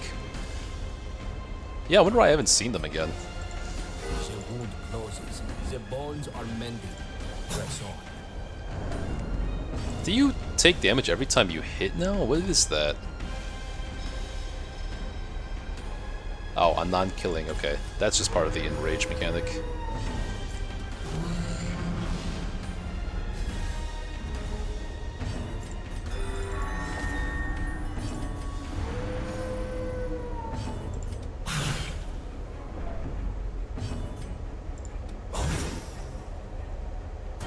Yeah, you know what? I was a little bit iffy on Vestal's utility in this game, but she's been proving to be quite useful.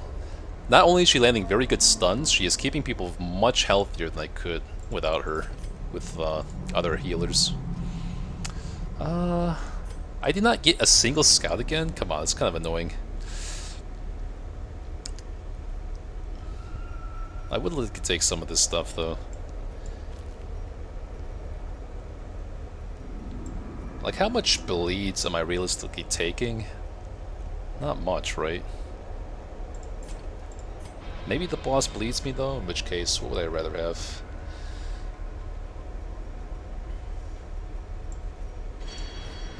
Probably the bandages are going to be more useful than laudanum.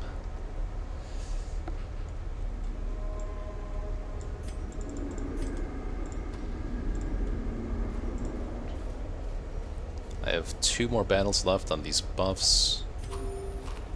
Hunger check.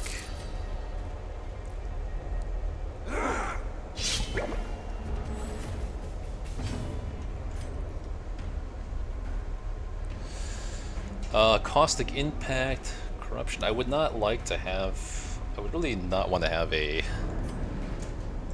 disease.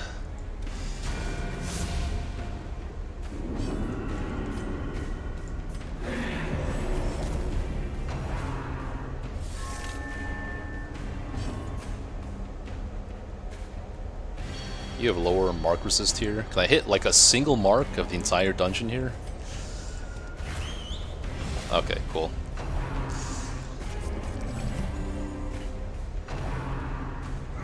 You had stress to heal?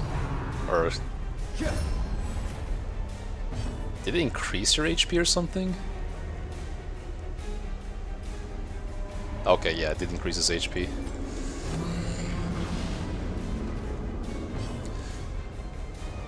Vartans is low light. They even stress that by restricting light to level 50...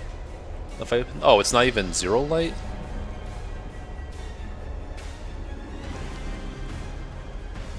I guess Blackest Pitch is just increased chance to spawn them? It'd be cool if they were only low light. Or only pitch black light, but...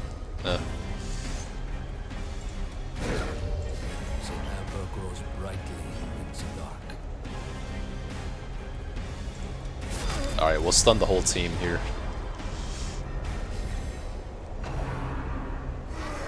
Actually, no, I don't care about stunning this guy, really. I can do it with Vestal this turn.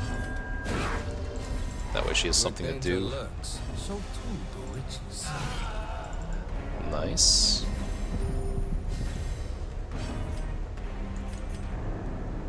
He has pretty high prot, so I do want to debuff that here.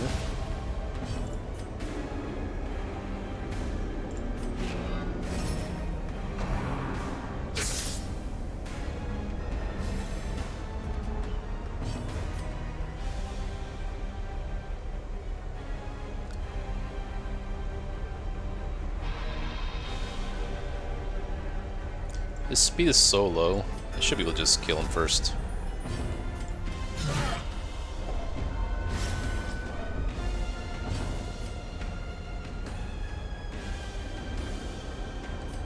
This guy probably just going to transform, I'm guessing. Okay. So I can summon this turn with Vestal now, at least. The end has begun.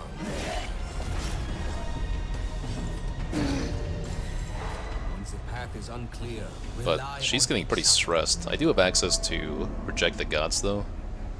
It gives 15 stress to Man-at-Arms, and that's it, I guess. Could be a fair trade.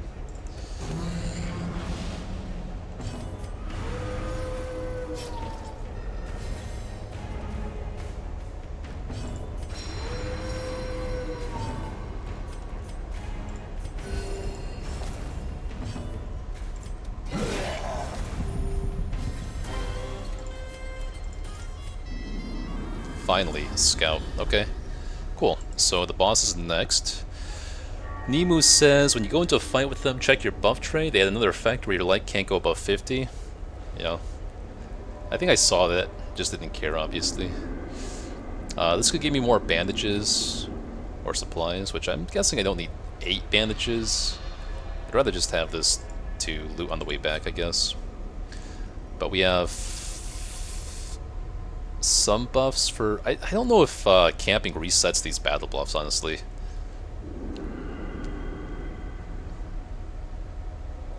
You never had, like, these kinds of buffs in the base game. You had, like, buffs that were lasts until camp. I mean, no, you did have these, but they would get reset by camp, which I guess is fine. Question is, am I eating 4 more food to heal, like, 5 stress off Helene here? Yeah, I guess she needs it.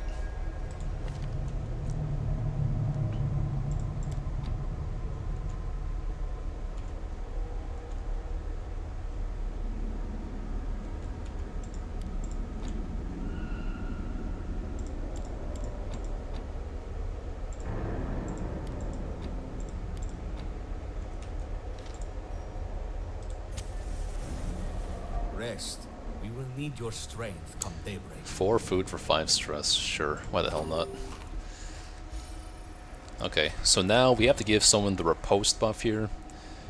Dodge, accuracy, okay. This would be really good on Hellion.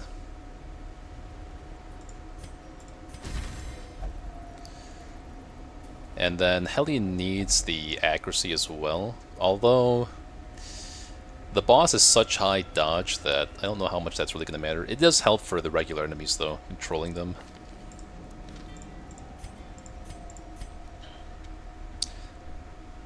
I would like to have some accuracy and damage on Man-at-Arms, too, I guess. He gets these because he's religious. But we need to get Hound's Watch up. So then that gives me 5 points to work with. Yeah, so I can release the... Okay, yeah, I can do everything I want to. Okay, not bad. We follow the ever-guiding light. So I have some room to take this now. Let's remember to clear the blockage with Man-at-Arms so we get that nice little buff. 10, 30, 30, 30. I guess Vestal can use the disease kit out of anyone here. Let's see, no one else has Catacombs Tactician, do they?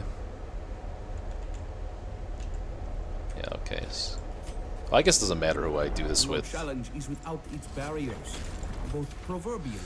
Okay, well, it's time, guys, so let's get our skills ready. I think we said, yeah, let's take...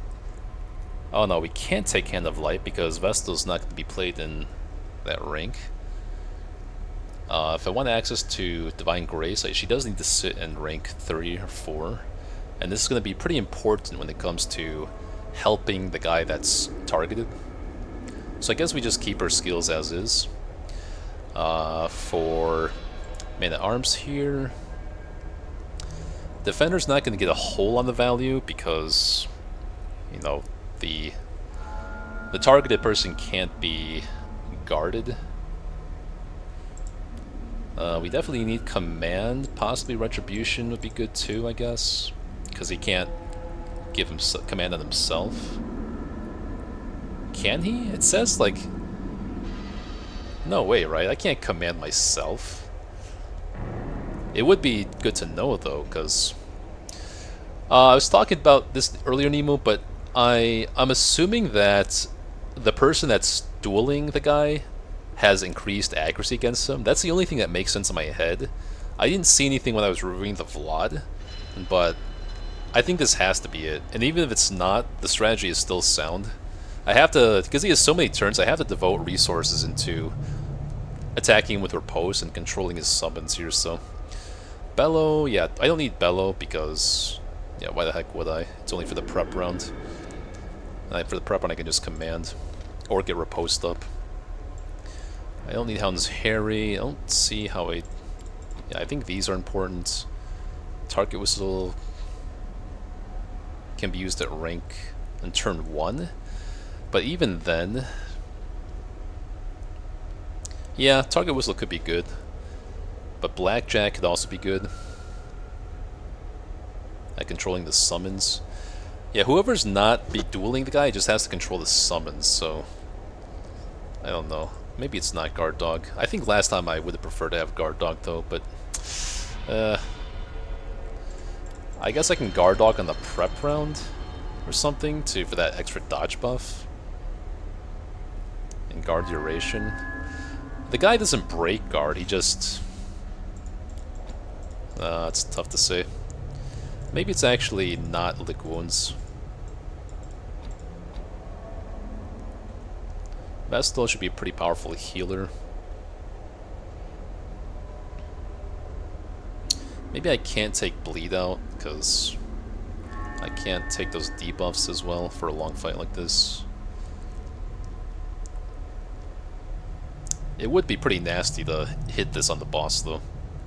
I think I'll still take it. The rank 1 enemy, if I can't bleed him out, it's fine. I can target the other enemies. I ain't looking anything up, man. I've not looked a single thing up since I started this campaign.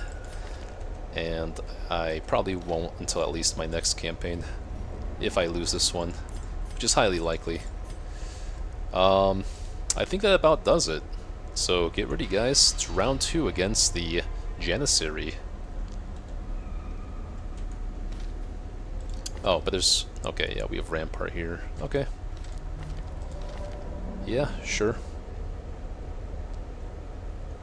Let's do it!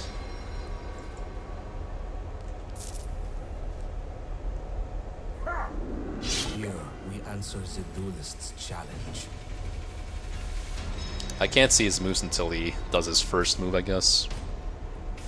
And because I can't actually hit him here... I guess I have nothing better to do. I've never seen Judgment miss, but let's see.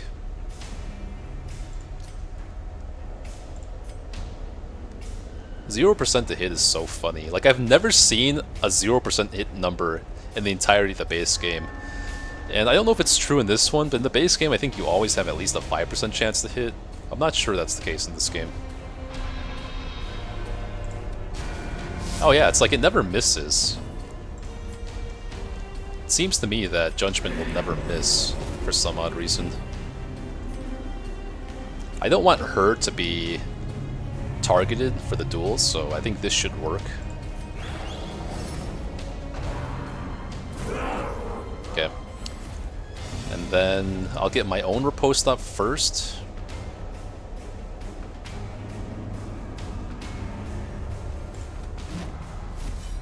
And then whoever he targets... Okay, so now... Oh, it actually breaks guard. That sucks. That really sucks. So yeah, my hit chance is really high now, so that is the way it works. I just rolled the 5%? You serious? No way. Alright, well, not much I can do here. I don't even really want to stun him, because I'm taking a huge riposte hit anyway. So we have 100%, 70% here, so let's just stun the guy that's more consistent to stun. Maybe we put a sensor up here.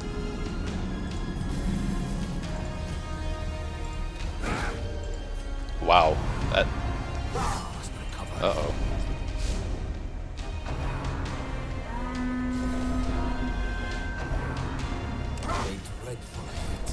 Well, what did we learn here? Did I learn anything from this fight? Oh my fucking god, man. What? He buffs me when he targets me? Okay. Let's see it.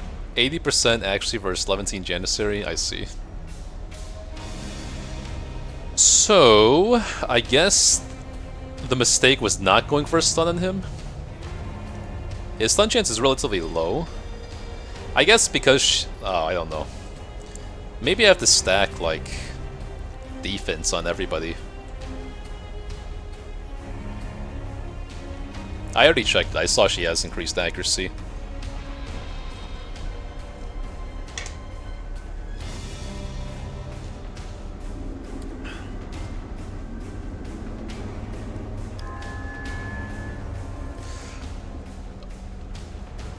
Alright, what do you guys think?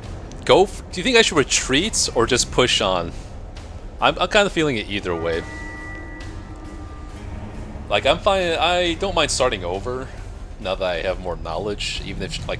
I mean, Death Blow resist is still like a 1 in 3 chance, right? If she resists the bleed, Death Blow, and then I can put scales on her or something. What do you guys think? What's more fun for you guys? Tanking a Death's Door check here? I mean, I've survived 7 Death's Door checks. Like, if the world is fair, I should die in the next check.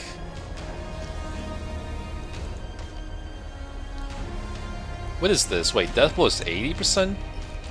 Why is that? Item or curio? What? I get -7 Death Blow resist right off the bats? Wait, how is this possible? Oh, Death Blow resist is 80, okay, so there's only a 20% chance that I die, right? Yeah, I know I might retreat, Nemu, but... It's not like I have a whole lot invested in this run, right? I mean, I do have plenty of weeks invested. Another alternative is just retreating and, just going back into the fight immediately, I guess, if she isn't afflict from that. Let me double check how much... Does anyone know how much affliction, or how much stress you take from retreating? Because the other thing I could do is just retreat, eat 4 food, come back in, spend turn 1 doing Divine Comfort. That's another option too. Don't be afraid to ride the lightning. I mean, 20% Death Blow... I feel like, okay, the Death Blow resist is better than the base game, which was like a 1 in 3 chance of dying.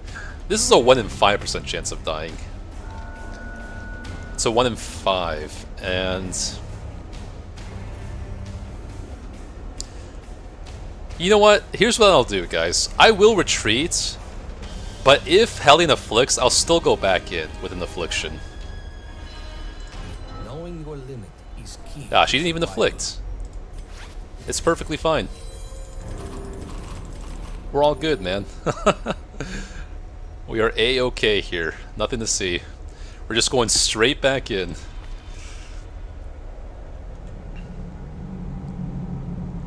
Okay, because I know that Guard Dog doesn't do anything now, I'm less inclined to take it.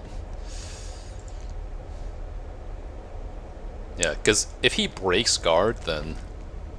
I still want to have at least one form of Guard. I'd rather he have that. Um, but the dodge buff is pretty good too. But because the Janissary can just like two-shot anybody in my team pretty much, yeah. I don't know. Okay, anyway, we're going back in. Round 3, fight!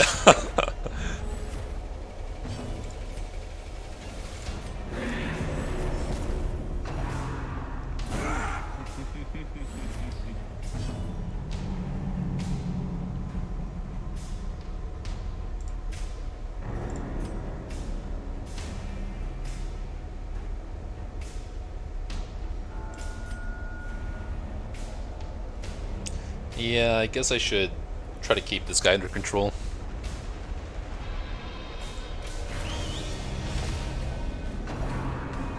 Okay, that's good. I think. I think.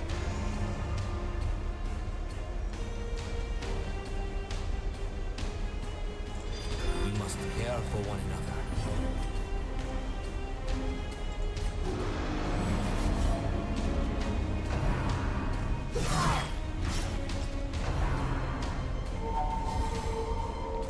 He lost the mark? Fuck.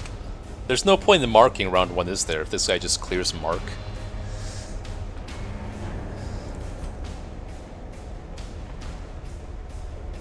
I would love... If Vestal had more HP, I would just, like, stun here, but...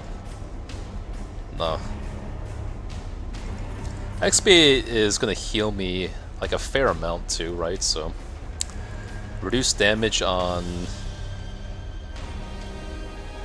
this guy, I guess. If you're saying that it's true that Judgment can miss, I've never seen Judgment miss. I don't know. I don't know. It would make sense that it would miss.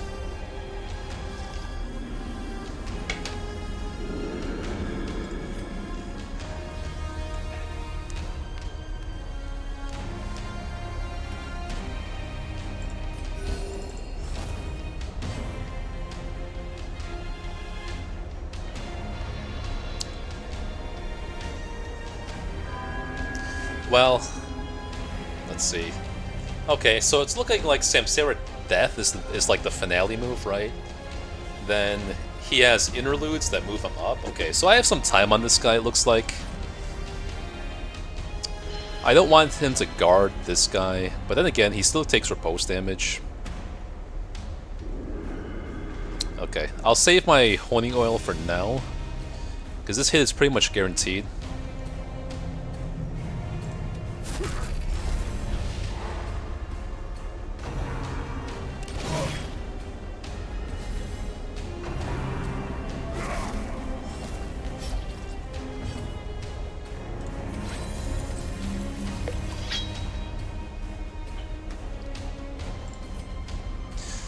So I wonder, is this just for every round he targets someone new? Because the buff lasts 2 rounds. It makes me think that he's gonna take like another set of attacks next round. That's really rough. This is like really kind of unfair, honestly. I could have considered taking Yawp here, I guess. I kind of don't want to attack into this riposte, honestly. 7 to 14 base damage is like too high. Ugh. I don't know, man.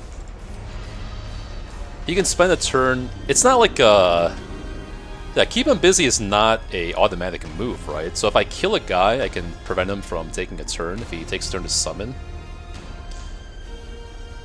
From what it seems, you better keep him in first 2 ranks. What? Really? The Janissary or the Terpsichorean? Like, you think you want to keep this guy in the back 2 ranks, right?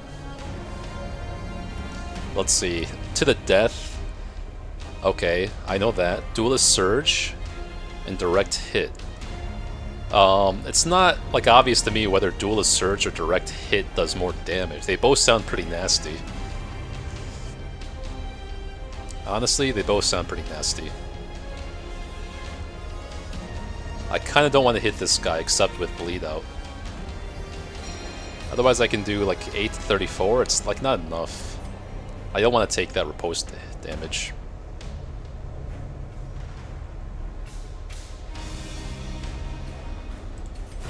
Let me pop scales while I have them. Okay, I get a crit buff there, which is nice.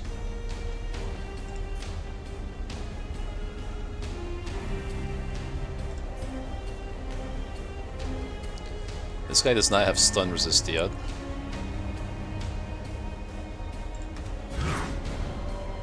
That sucks.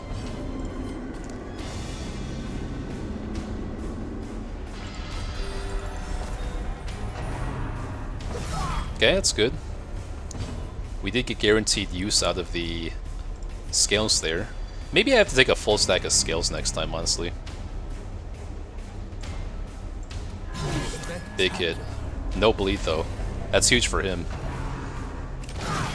Okay, no affliction is good. He's out of actions. And I don't know if I'm still in trouble here.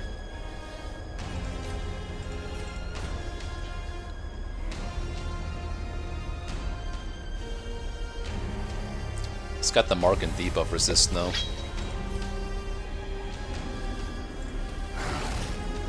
Okay, I don't want to kill this guy too fast, so that's good. And that's fine. Our post is still active.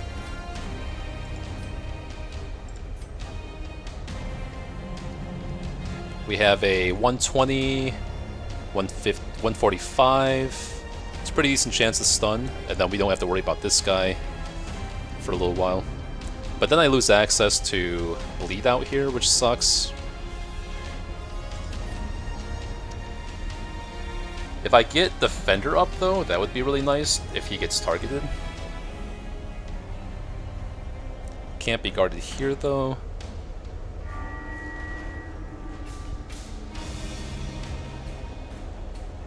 Oh, the guys respect... Oh, okay, so none of the other guys attack him? That's an implication? Yeah, you're right. So that's something to consider.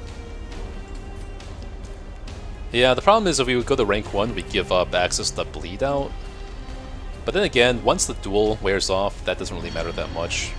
It would be nice to hit a sick bleed out though. Maybe I just get the riposte up for another turn, because she is probably going first. Yeah, before mana arms at least, so let's get the riposte up another turn.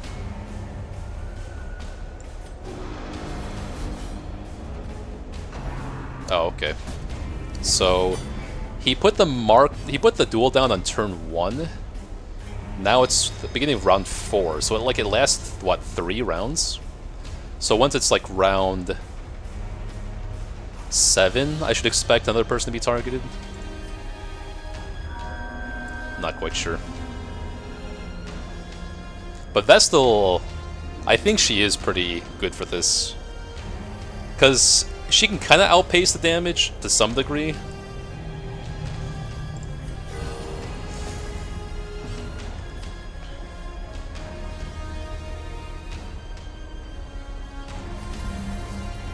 Minus accuracy for 1 turn? Can't have that. It's still there. Can't be debuffed, okay.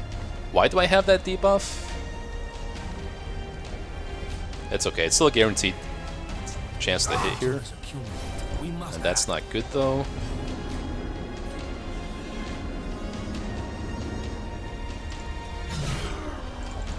He could spend his turn summoning here. Okay. The panic divides us. That's fine. Good, we got a turn here. Keep him busy, okay.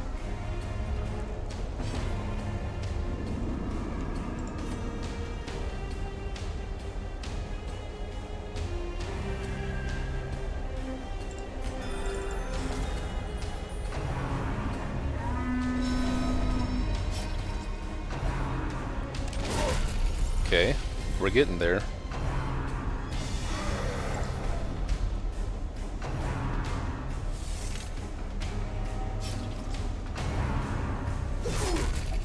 Well, that's why I took Lick Wounds, right?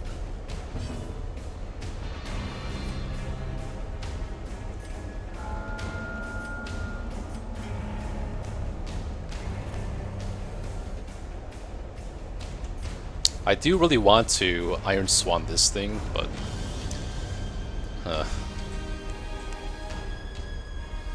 They're all out of turns right now.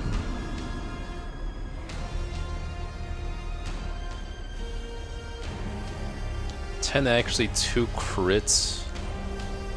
Maybe I just scarred the Hellion here.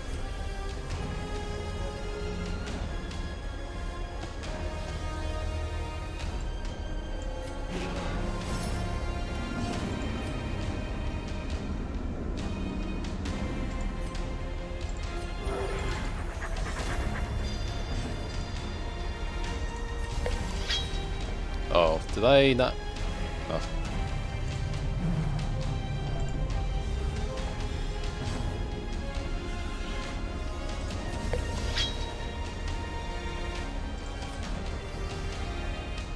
Well, that's not good. I could just die here. His riposte does 7 to 14. Yeah. Yeah, I think it's kind of do or die here.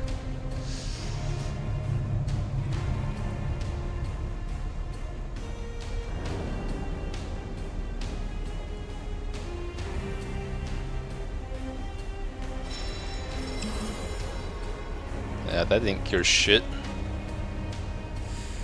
No, because I might just get Death's Door from the riposte attack sometimes, and then he has 2 actions, so I will risk it, but... Okay, that's good.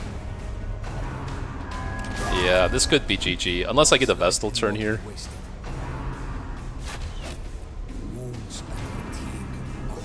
Wow. Okay, that's 8 Death's Door checks. Oh my fucking god, man.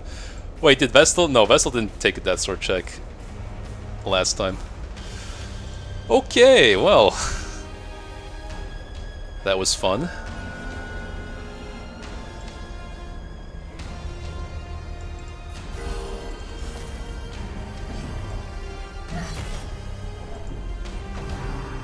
Oh, come on. Okay, that's fine. I can guard... Okay, so it's turn 7, so it's time for someone else to be targeted. I can't actually guard him here now.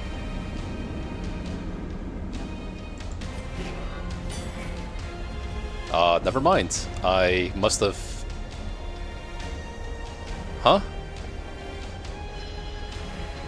Where does it say can't be guarded?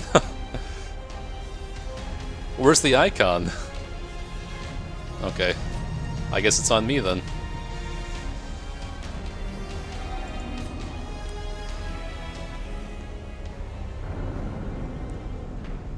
I wonder if he ever chooses the same person twice.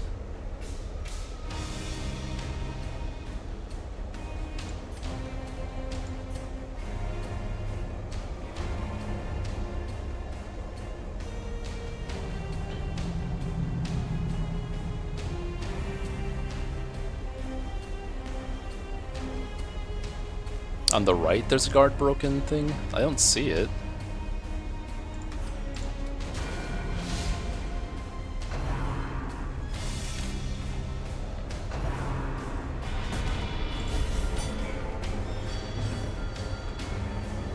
Oh, that sucks.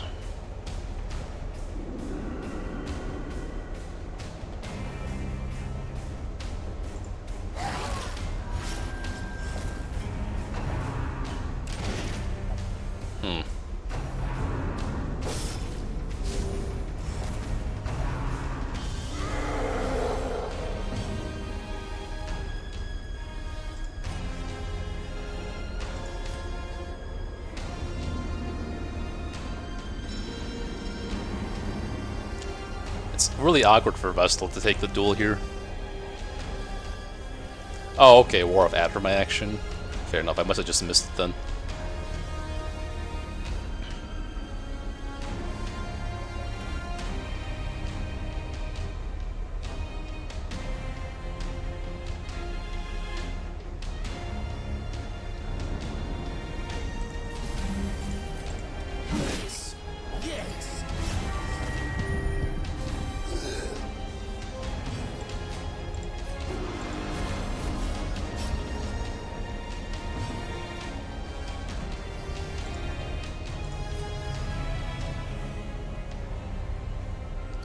I'm gonna try to go for a lucky hit here, I guess.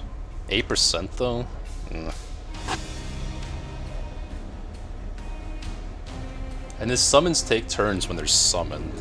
She already has minus death blow resist, right? Well, it's still at 80. She hasn't taken a Death Door check yet. If I could just hit him once, that would be it. That would be the fight, but that's a big ask. Yeah. Okay, no, they don't have actions.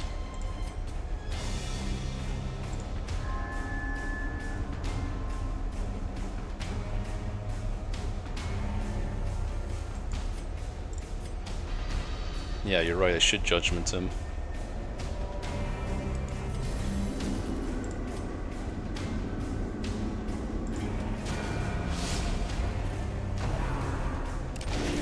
Your strength is Uh-oh. This could be it.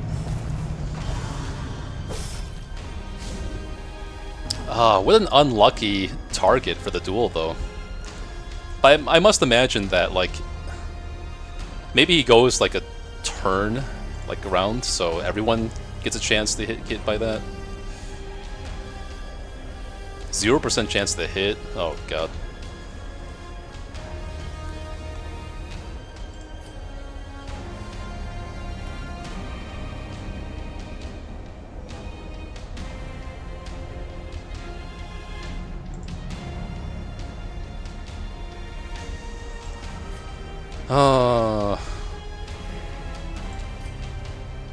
I want to get XP heal from this guy.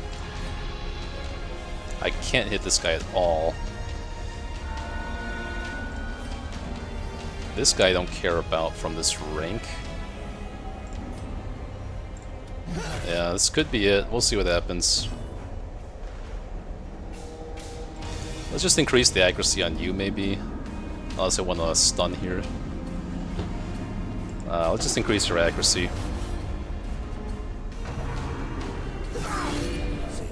Bleed too.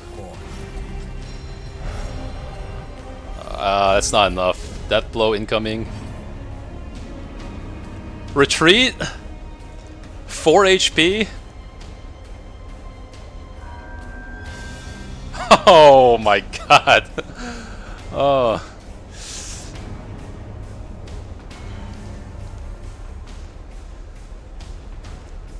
Alright, it's an ad break. BRB.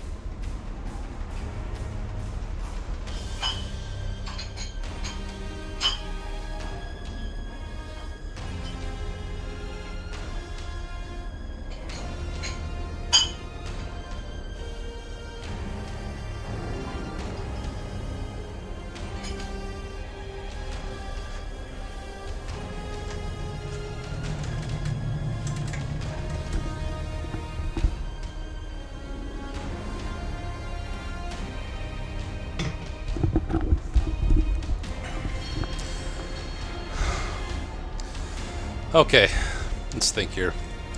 How much damage does Judgment actually do, or Dazzling Light do is the question. He's guaranteed to take how much from Expiate? 6 damage? So yeah, I do have to just literally survive the 1 in 5 here if I want a guaranteed win.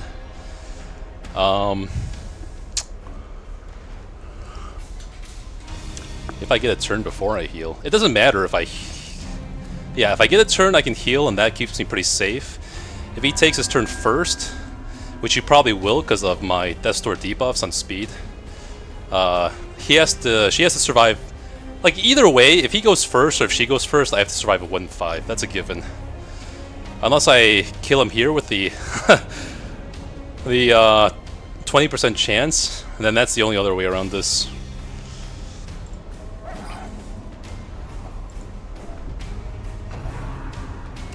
Alright, guys.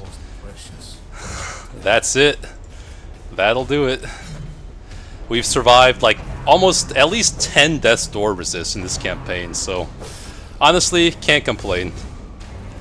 It's really hard to complain about that.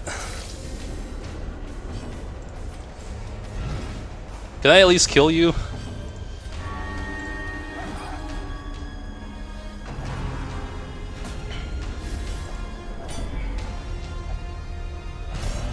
Yeah, I was wrong about the Expiate too. He only takes Expiate damage, well,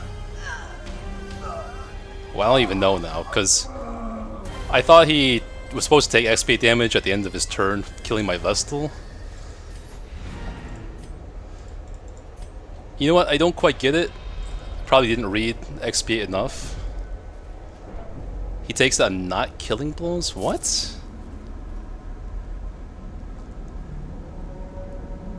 When you expiate, when you're expiated, you don't take expiate damage for killing blows? Well, okay. So yeah, the 1 in 5 was unlucky, but in the end, the campaign was not unlucky. I kind of want to see... I don't even have a torch, but let me see if I can find a torch and see what that other thing does. And also, let's use some other supplies here, just to make sure we're not missing the interactions. But yeah, overall, that was a pretty fine first campaign for Black Reliquary. Fair is fair. Survived Death's Door check like 10 times. But yeah, let me see if I can find a torch and see what that thing does, or see if any other items will be used with it.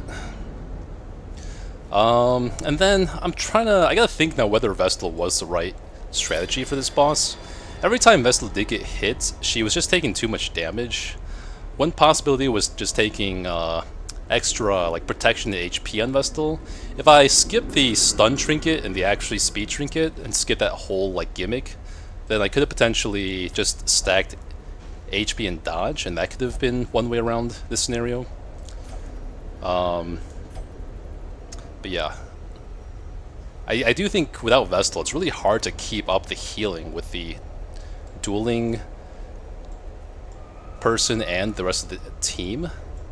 Like, it still makes sense to me to a degree, but probably just itemized differently. But requires funds.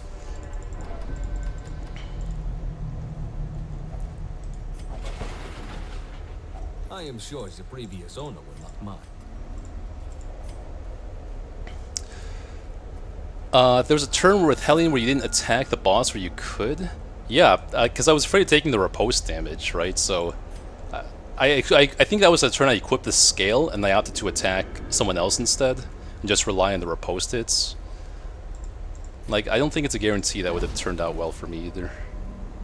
You must keep eyes peeled. But yeah, you're right. Maybe it could have been the difference. I don't know.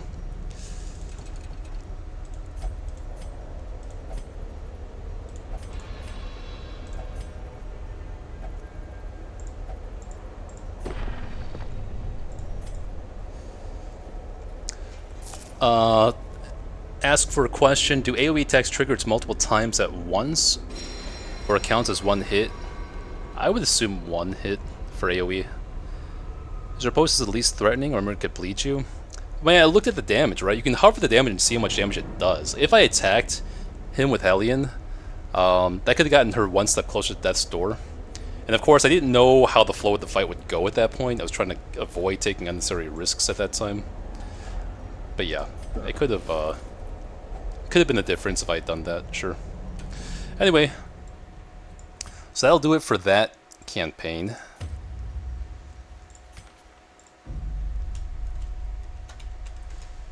Now we can enable additional DLC.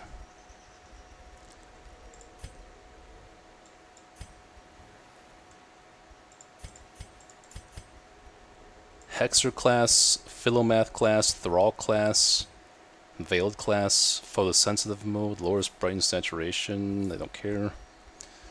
Okay. You know what, I'm down for a fresh run anyway. It was about time. To go to the end game without dying once on your first playthrough would be a problem in of itself, I think. I'm not like that much of a god. And the knowledge checks, like, without having muscle memory and just, like, knowledge about this game, I've come to realize that I take for granted, like, how used to the mechanics I am in DD1, the base game. Even when I learn things, I frequently misplace still in this game, just because I forget, or I'm not reading things correctly, or, yeah, just not making the ideal plays that I feel like I would be in DD1. Just not only do you have to learn the knowledge, you also have to, like, kind of internalize the knowledge to kind of like muscle memory a lot of things and free up your mind to consider the actual important decisions. Okay, what can I call my description now? Is it still first time? I guess it's still first time. It's not first time Black Reliquary anymore. I guess I'll remove that tag.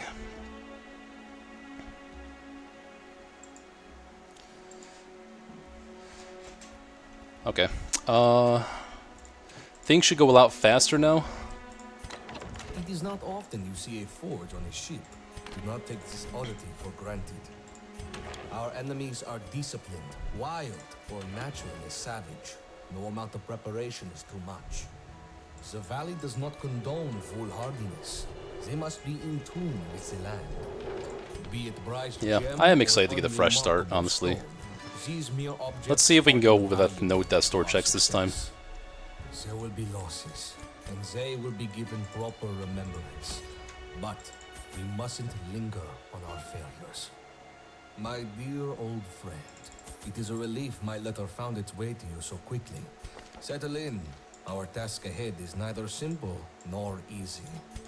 Within one's own mind can be a terrible place to be if it is not cared for. Welcome to the valley. It is beautiful, but not forgiving, and the careless will know its wrath. As the age-old saying goes, how much is your life worth? You know, Demon's Pull can be good too for the Vartas fights with the reviving guys. But I think I'll stick with Hands from the Abyss. Or maybe, yeah, I do want Rampart. I think I'll keep Yop if I don't have the hairpin this time.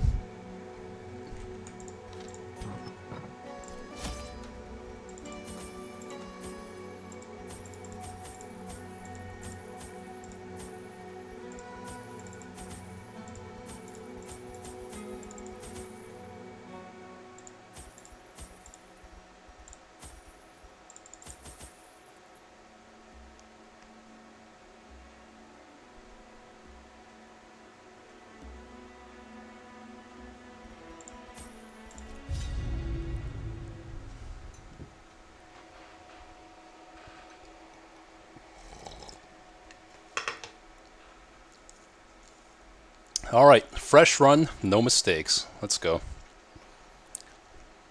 I am somewhat of a Black Reliquary veteran now, I would say. I've probably played more hours on this game now than most people that have played this game. Use your senses when your vision Even though I haven't even seen like half of the game's content yet.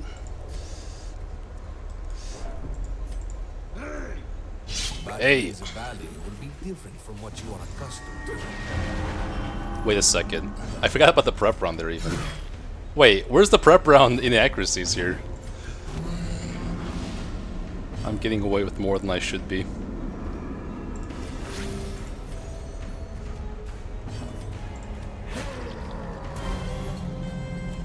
An adequate performance for now. Keep it up. Okay, so I already made some mistakes right off the bat. Oops.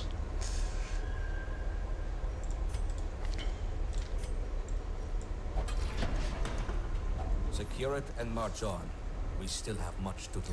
Oh, I feel like this is guaranteed. You always get these trinkets. Interesting.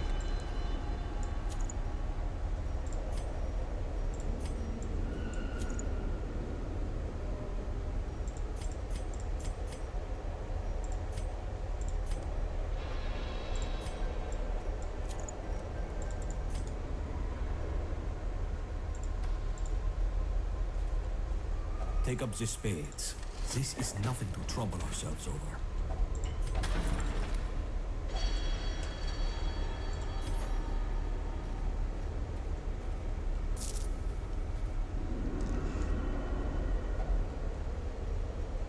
I'll be honest, I forgot what you did.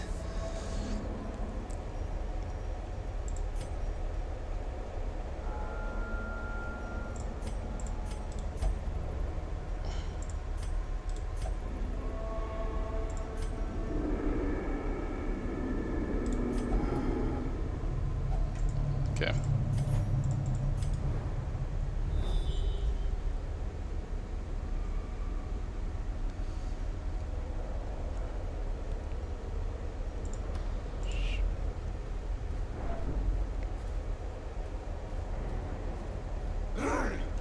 Our foes think themselves indomitable.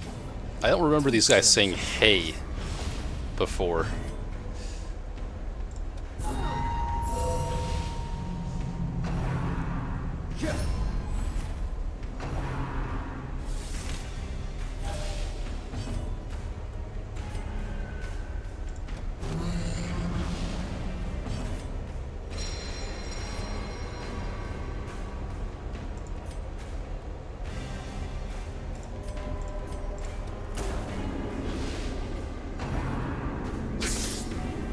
You do that turn one?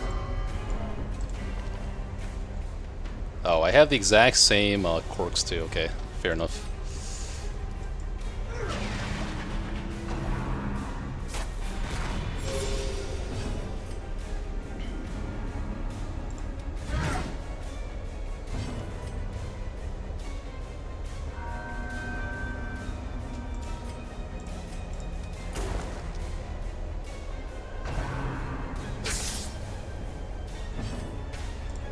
Destroyed.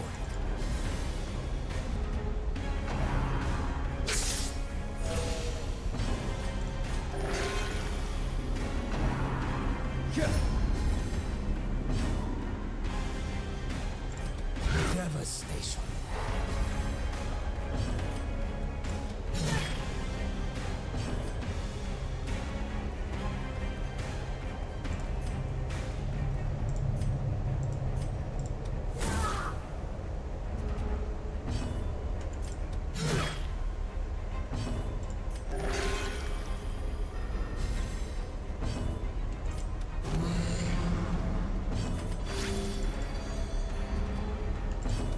Spectacular. Another skirmish, another step forward.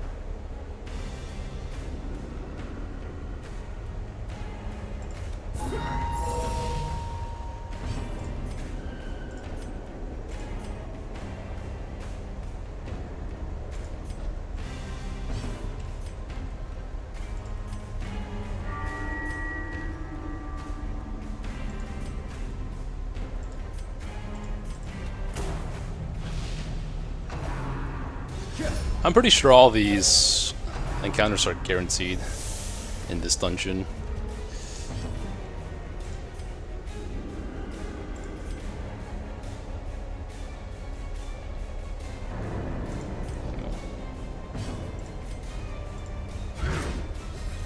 First stun of the campaign. Nice.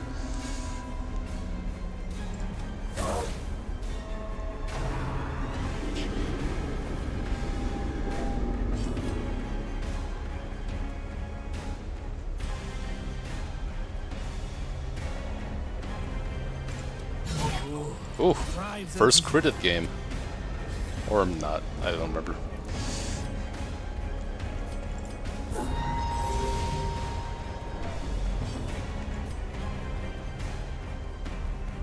I should have done the honing oil actually, I forgot. Never punished, didn't matter. I know the horror is gone, I can do this.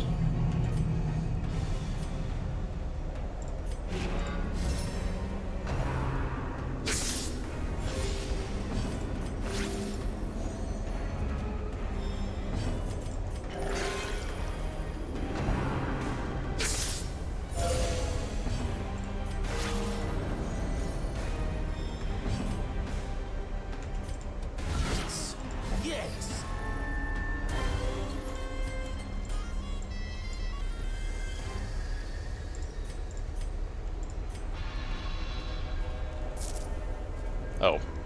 Okay, never mind. I'm just not that good. I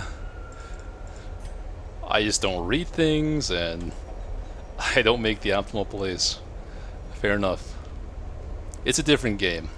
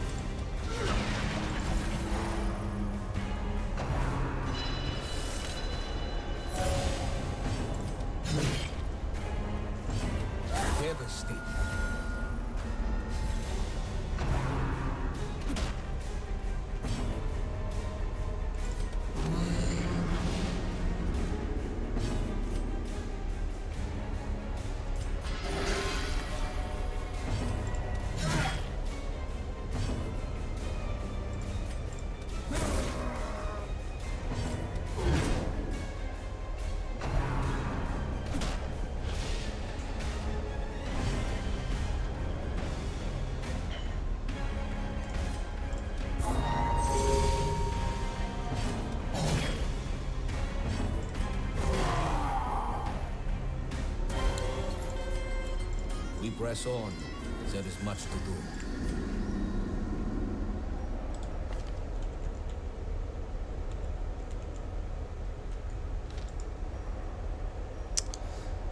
I'm considering even just throwing away the fire. No.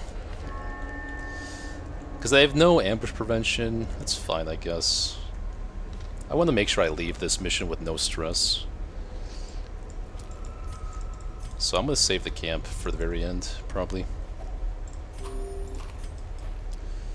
That way I don't have to put anybody in the stress healing facility next week. Yeah, it doesn't come unlocked. Unless it's randomized, but I don't think it is. I think everyone starts off exactly the same.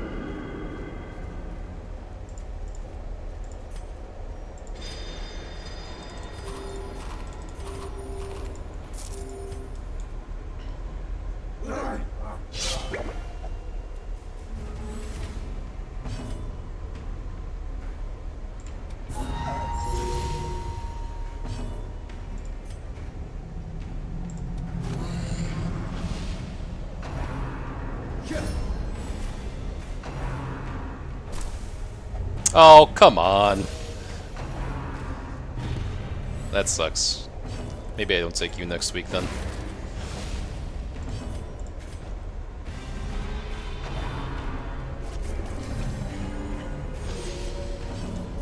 Unless, is this a symptom? Okay. I can cure this off with a, whatchamacallit,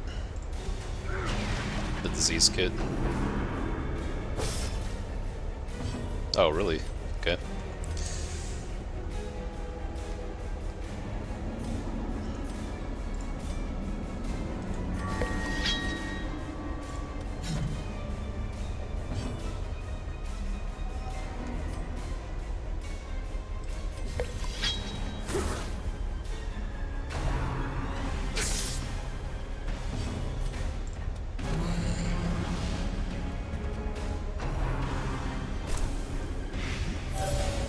This time he didn't do it. Right when I threw away my anti-venom too.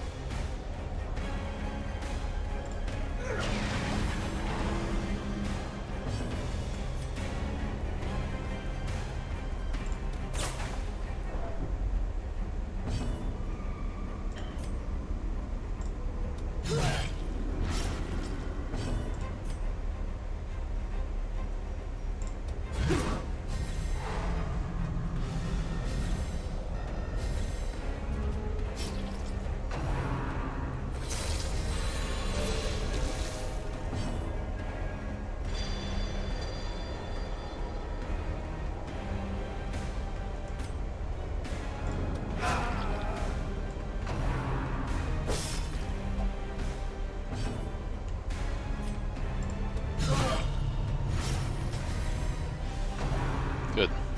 Oh, We must act. it's fine. It's fine.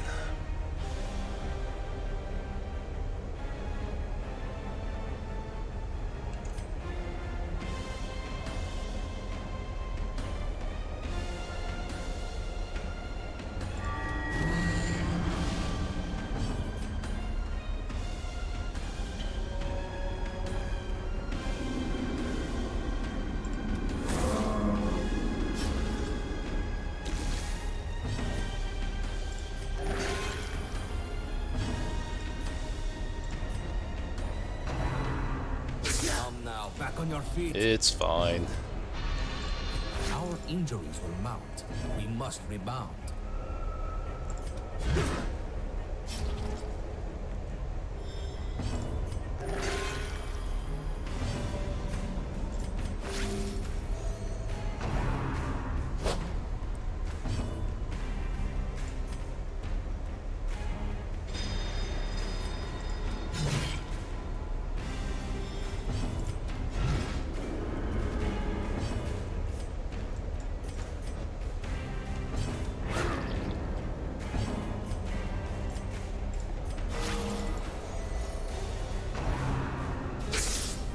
The move skills fail in tutorial? Okay. Oh, that's pretty good. Dark Bracer right off the bat. Okay.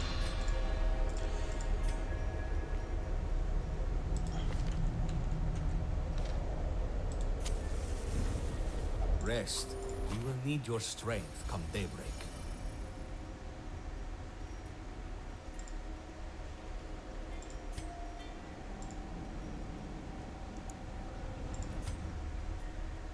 Oh, I do have Unspeakable Commune? Okay. Huh.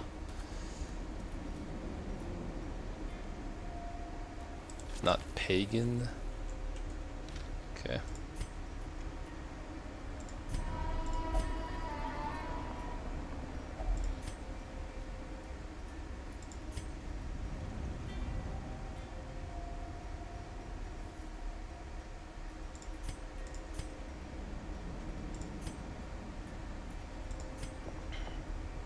Speed and accuracy. Heal 20 stress. I'm healing 17, 26, 28 stress with 3 points. That's not terrible.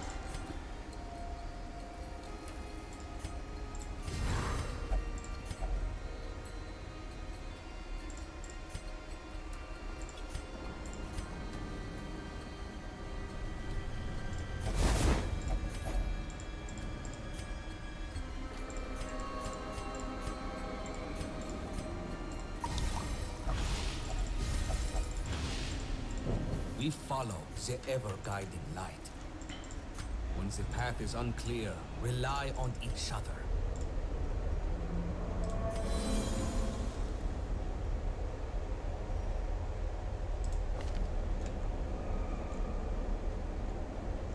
A 190 accuracy, 90 accuracy, 95 accuracy. 8 dodge and crit, -4 speed. She's already pretty slow anyway.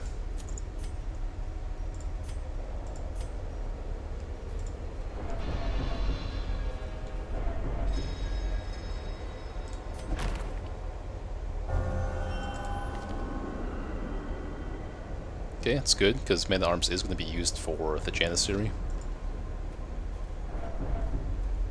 This land is ancient and fallen into disrepair. It's a timely buff, good dodge.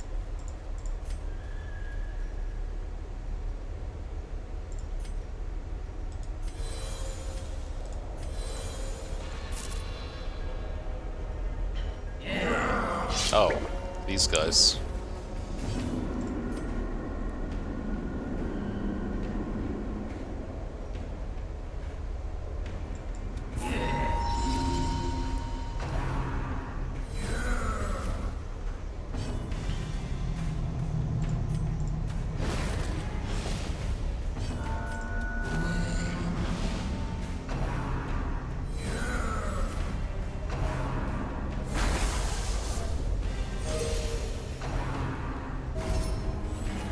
Triggers a non-killing attack. Okay, I understand what this text means now. I never quite understood what I was reading here.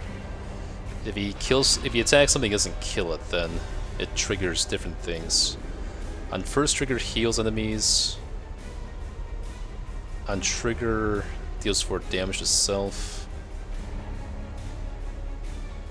If pagan.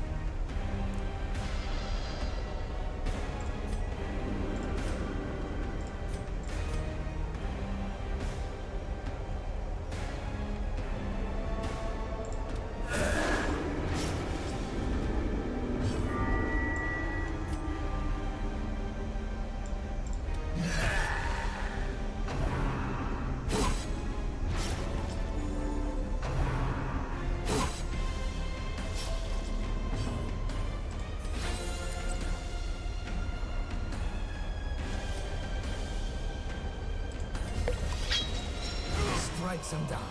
Do not relent. Oh, that's disease. Yeah, you're right. Mended.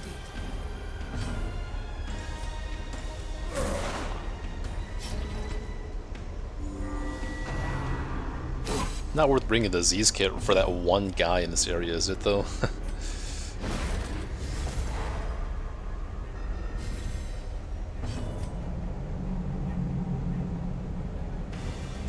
Yes, strike true.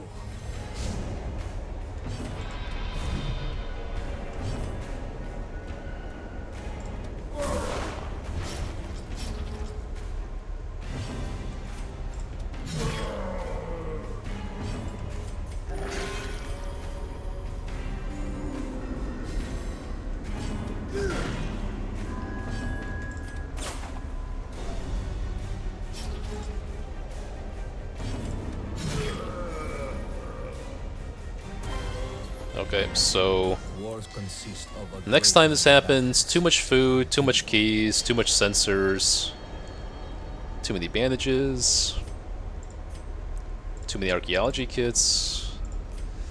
Eh.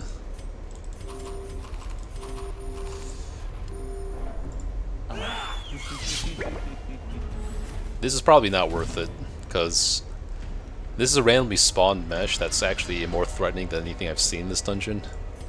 It's definitely not worth it when I don't have any upgrades.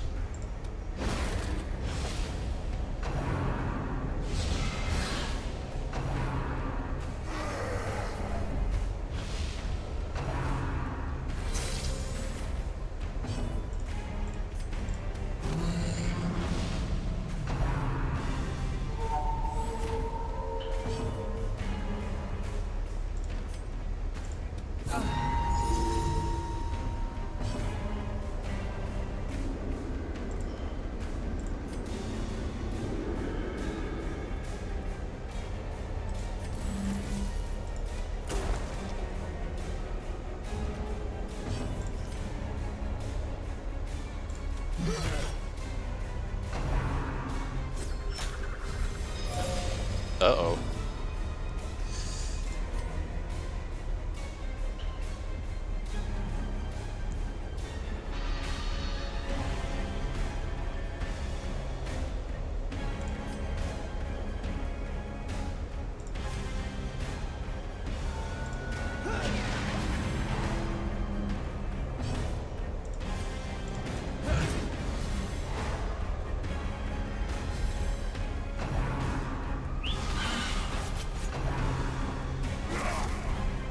It's going okay so far.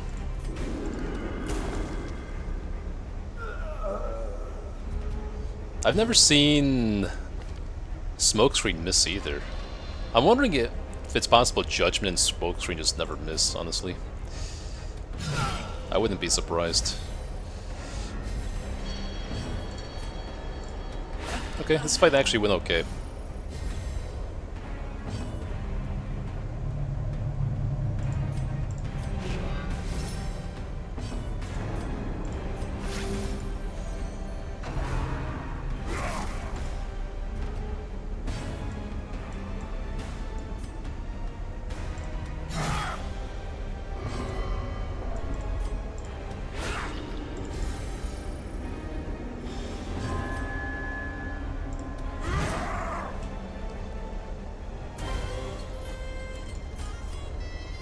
Well, it's a much smoother start than our first campaign.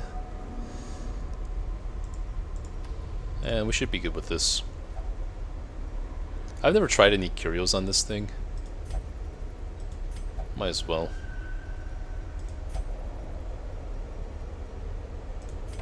Ah, there was actually, see, I'm glad I checked, huh?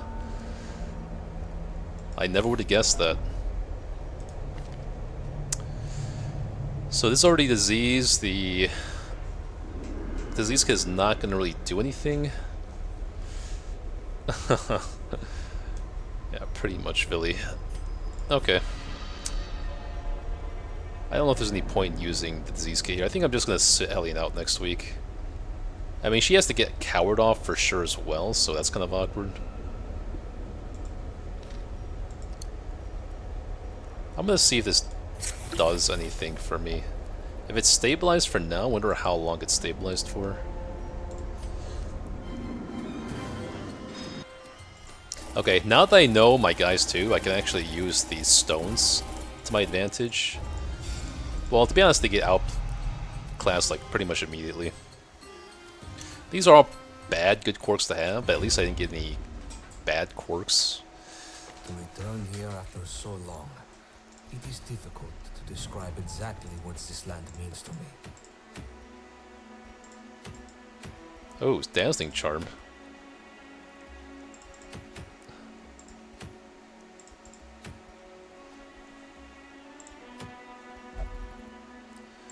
Dazzling Charm is the only trinket here that I feel like won't get outclassed too quickly.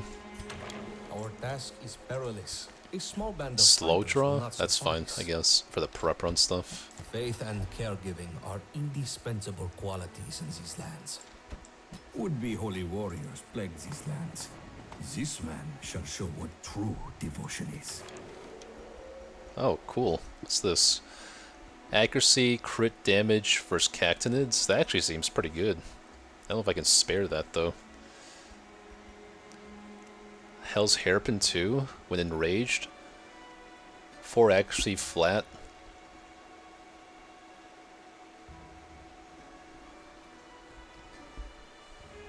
These 2 trinkets are worth considering here, even when I have like no gold right now.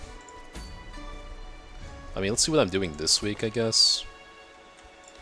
The egg is stabilized, so it was worth actually using the disease kit before leaving the mission. That's what I learned there.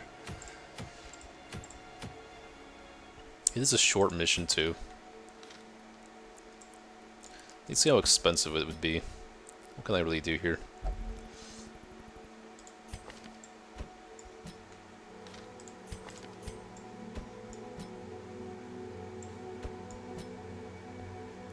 Something like this.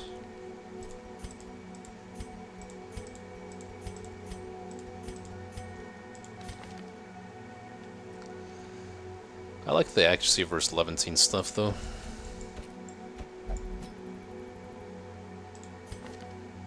Not much else I can do with this guy in rank 2 though. I like the stress heal. So, does this ever get outclassed by the Hell's Hairpin? I think the Hell's Hairpin is strictly better. I had the opportunity to buy this when I had the Hell's Hairpin, but I didn't, because this just didn't seem that great to me.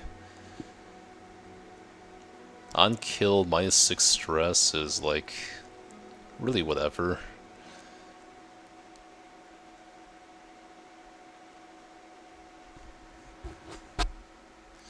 Dispacini, yes, you've missed our big finale against the Janissary again.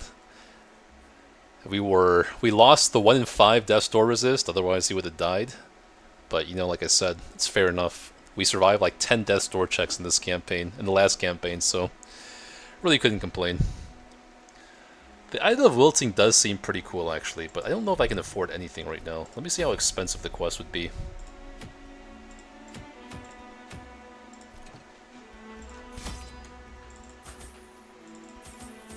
If I were to be conservative here.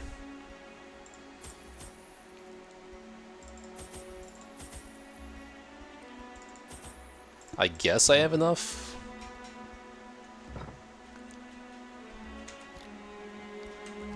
So what do I want then? The Cactinid thing? Or the Heaven's Hairpin? Situational versus always good, but quickly outclassed. 8 accuracy, 3% crit. The thing is, like, damage and crit versus Cactinid is kind of like a double-edged sword, right? This is a very situational trinket.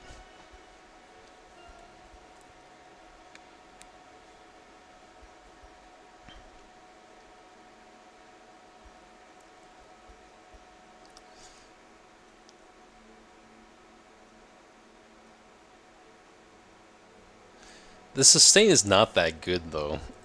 Like, how many times can you even activate this in one fight realistically, you know? Like, twice? Heal 12 stress? It's like, okay. Hellian's already clearing her own stress when she's killing stuff. The 4 accuracy is good, I guess. Although we already have flat 4 accuracy. It's kind of like this, in a way. Like, would you rather have 2 speed on Hellion, or just, like, conditional minus stress, you know? I don't see it. It might not be any of these, honestly.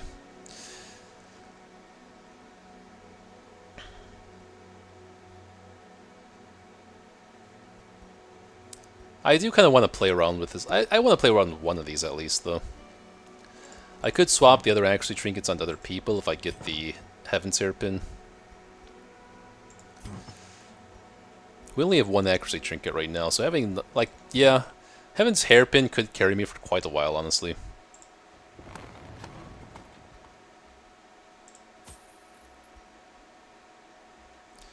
There's no point unlocking this for now. I think I will get that. I wonder if the quest that gives me 50 refined dust is guaranteed. Our forces should find refuge here when the burdens of the world become too much to carry.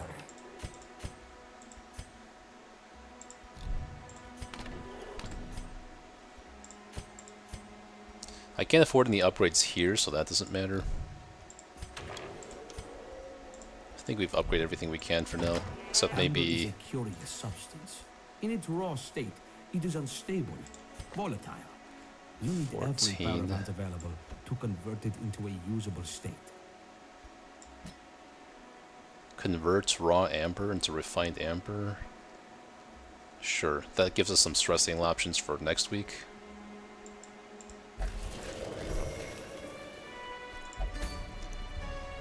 I know the cactus one is good, but I think that the Heaven's Hairpin here is going to be able to carry me a little bit until, like, the mid-game. Because I do need to, yeah, put accuracy on other people.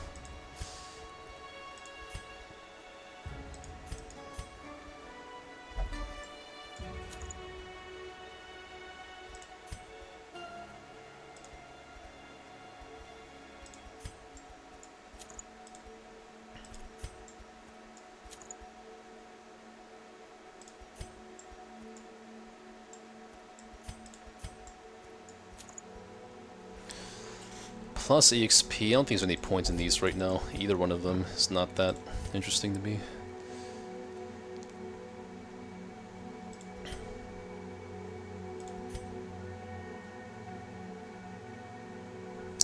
I do like that accusation can get into rank 3, but for what I have here...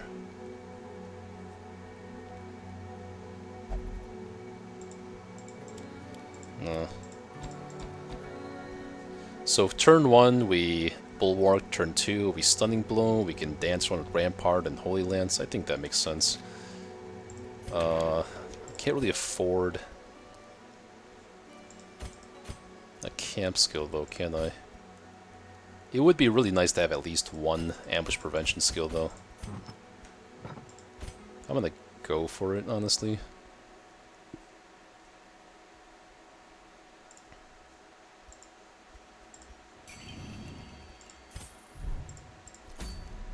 I just have to be a little bit conservative with our supplies here as well.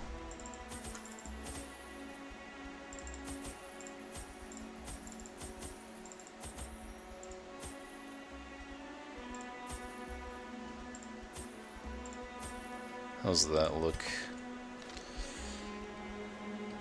Got shovels, bandages,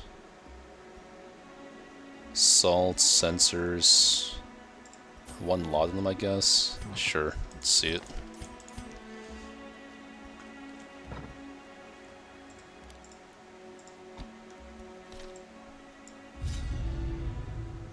Let's see how it goes.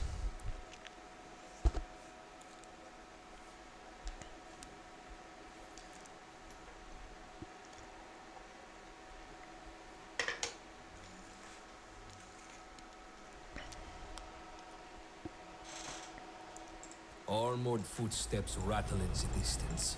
Silence them.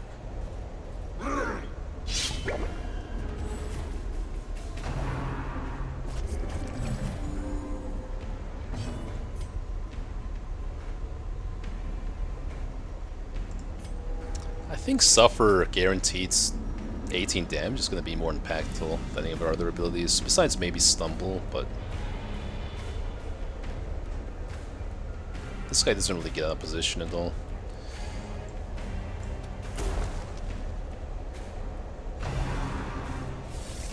I probably should have equipped Reckless Rage here. But no, it's mostly for the accuracy.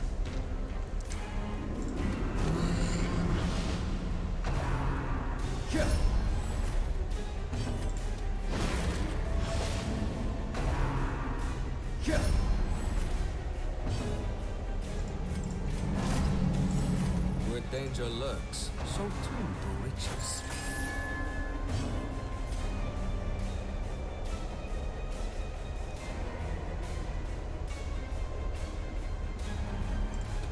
Spectacular.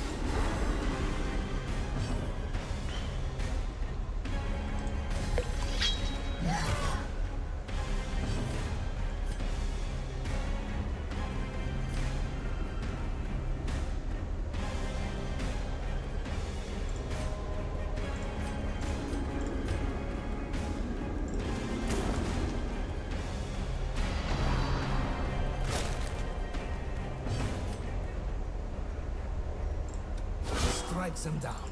Do not relent. Do not waver. The fight goes on.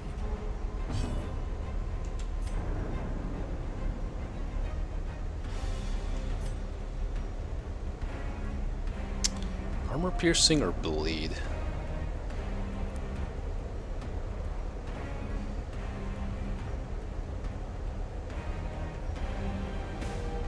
I think the bleed will do more damage. Unless I fail it. Uh-oh. That might be a problem. I don't have a disease kit.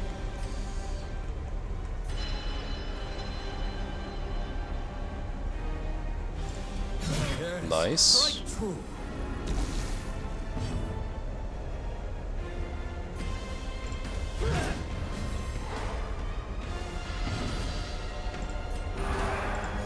When the path is unclear, rely on each other.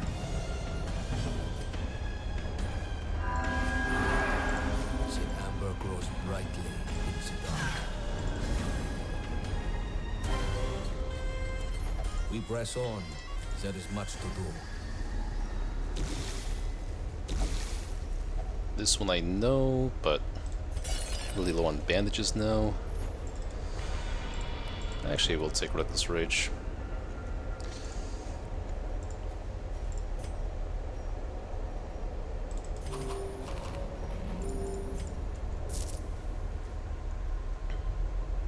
Good.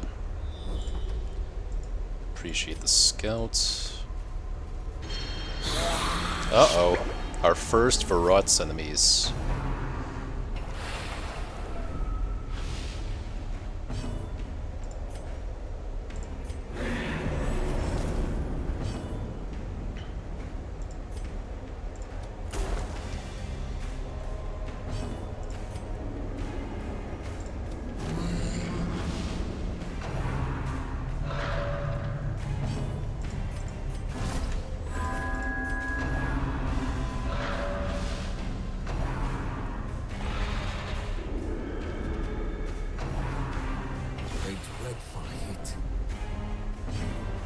Yikes.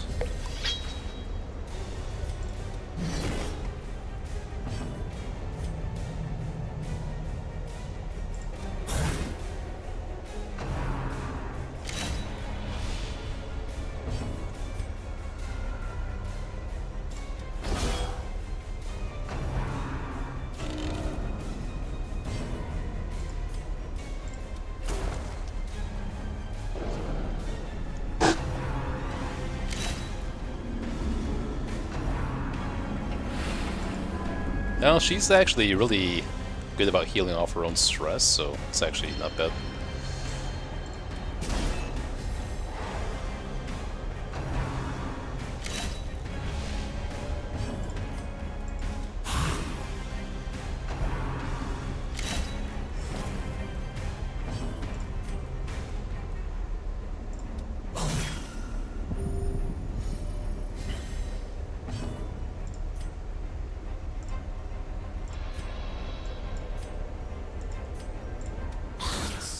Yes!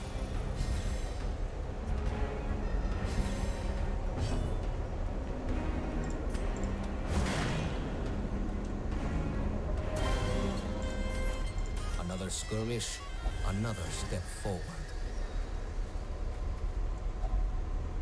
I would like to get a scout from this. Yeah. I visit all the regions. Yes, except for maybe the final... I don't know if there's like final levels like in the base game.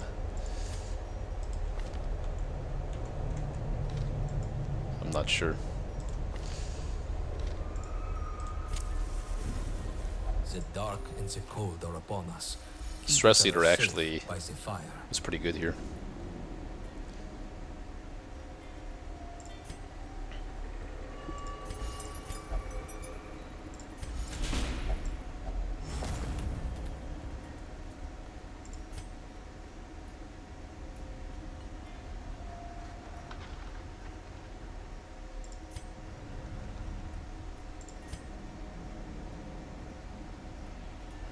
Find supplies could be pretty good, but you know what? Yeah, so let's do find supplies. Worst skill of my whole life. Instruction.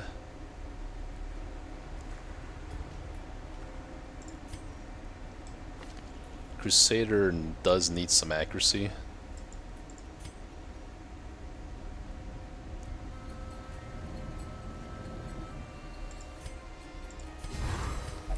And then Scout.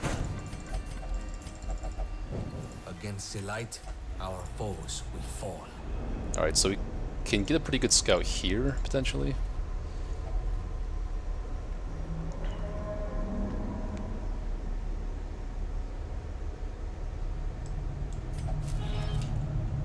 Be gentle. Oh, that's really nice. Sail I like for seeing this study. trinket a lot. These artifacts are precious.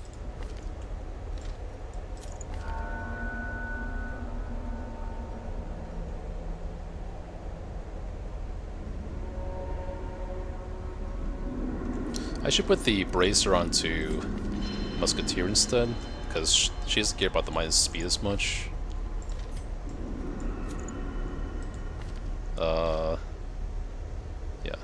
that's good.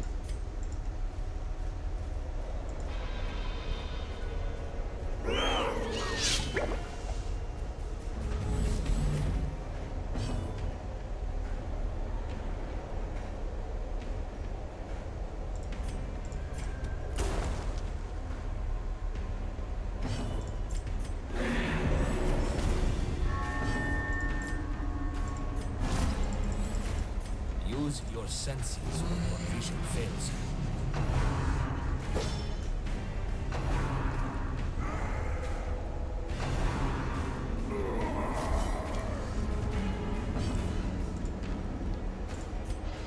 This guy can't do anything from this rank.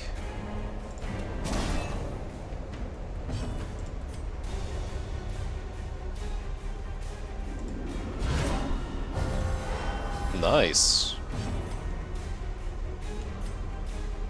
Might as well kill him before he can propose me back. Okay, he's dead.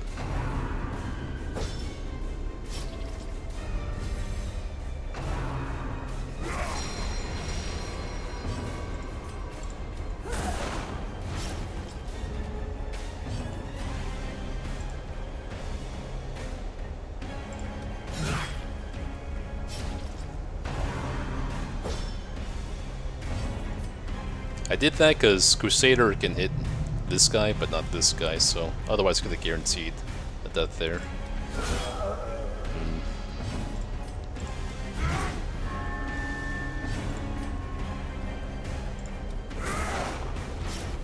Drawn out. Okay, not too bad. Merciless. Alright, even though we had low supplies this mission, I think we're gonna do okay.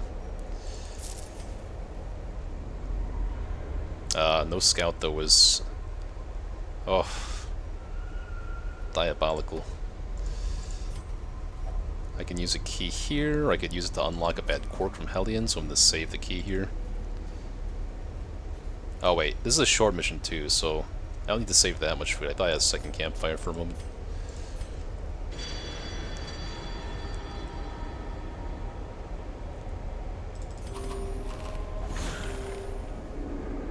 Be more careful. Careful my ass, man. Okay. Well, this should give me a lot of loot, right? Maybe.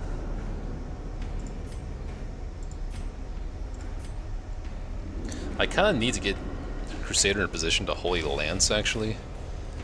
This is a rough shuffle for me.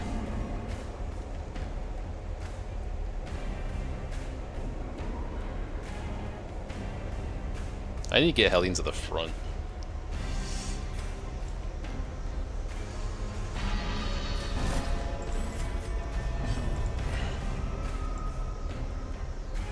It's so bad.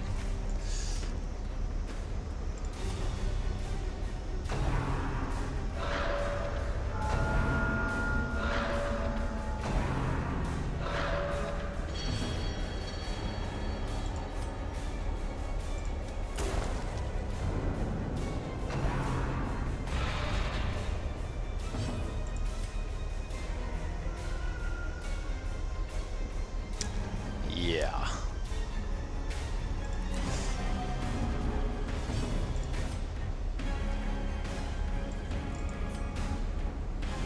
Honestly, no. Now they're kind of back in order.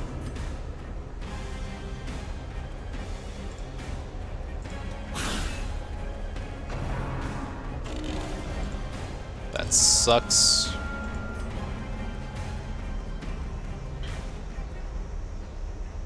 Yikes. I need to kill this thing, unfortunately. Unless I go for these things and waste turns on the corpses. I gotta figure out the optimal strategy for a situation like this.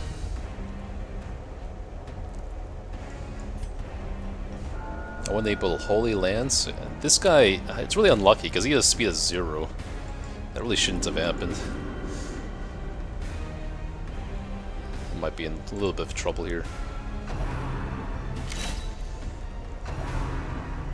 Okay, at least they're going for the guy with prot.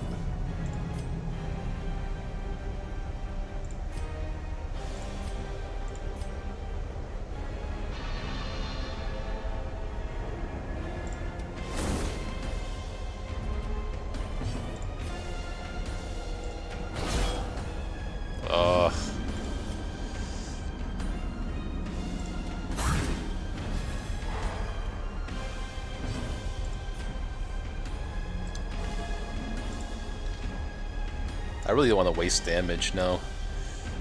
I can't Iron Swan this thing. I need to use the Suffer ability and hope she doesn't get pulled. It'll be a calculated risk.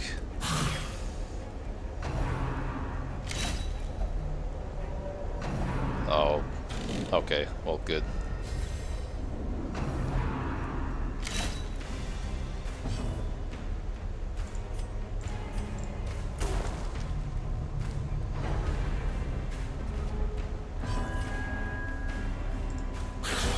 Oh, fuck me, really?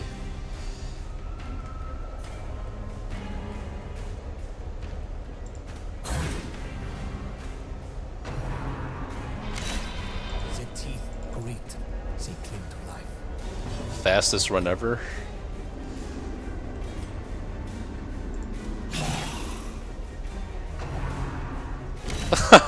Oh my god. Oh, good lord. Alright, well. Better to get the bad luck out of the way early, huh? Yeah, so... That's kind of just like the classic early game Darkest Dungeon where you get shuffled, you take turns to get everything back in position, you get pulled, you don't have any accuracy or damage or healing, it just... Yeah, fair enough. Can't be too upset with this early.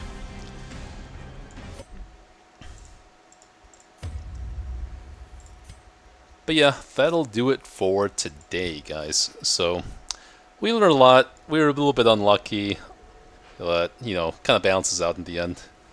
I don't mind getting a fresh start with our new knowledge anyway. And now we get to have all the extra DLC enabled, so that'll be fun. We're slowly learning the game here. And yeah, we'll see how it goes next time. So, thanks for tuning in. Let's go and see. Oh, Math Check is on. Hell yeah. Have not seen him on in a hot minute. Gonna go and raid out here once his ad ends for me. But yeah, good learning experience today. Finally, I was punished. Like, finally I'm being punished for bad plays. Or just mistakes in general. Like 10 death Torchless on the last campaign was just a little bit too much. It's not a badge of honor to have on your campaign. So, we'll start fresh next time and, yeah, we'll play to the best of our ability. Which means reading things carefully. Maybe I start looking things up. Nah, maybe not. At some point, I'll start looking things up, but we haven't yet explored all the content yet, so it's nice to do it with fresh eyes. Anyway, raiding out here. Be sure to tune in to my friend MathJack. He's doing the same kind of campaign I was doing in Darkest Dungeon 1 last time. 20 more seconds on that ad. Okay. But yeah, glad you guys, those of you that were here, you could tune in for my glorious death to the Janissary. 3 attempts, man. 3 attempts and I still couldn't get it. I think I am going to consider just taking Vestal again next time, but opting for a lot more protection and HP to prevent that kind of scenario from happening. We'll see. Anyway, peace out, guys. Have yourselves a good night, and... oh, never mind. 20 more seconds on that ad.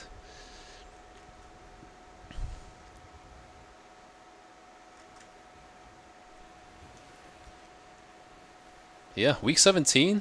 It wasn't even that far. These weeks just take a long-ass time because of the prep round stuff. Wait, what the hell? The ads are pausing. Why is the ad not ticking down? Oh, okay, stream must have, like, froze or something? Let me refresh. 30 seconds, okay. Let me just, yeah, delete this BS. We'll call it attempt number 3, sure. Enable all the mods.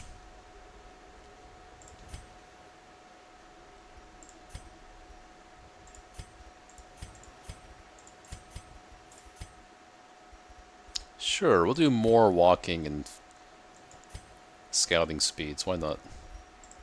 Okay, anyway, ready now, guys. Have yourselves a good night, and see you all the next time.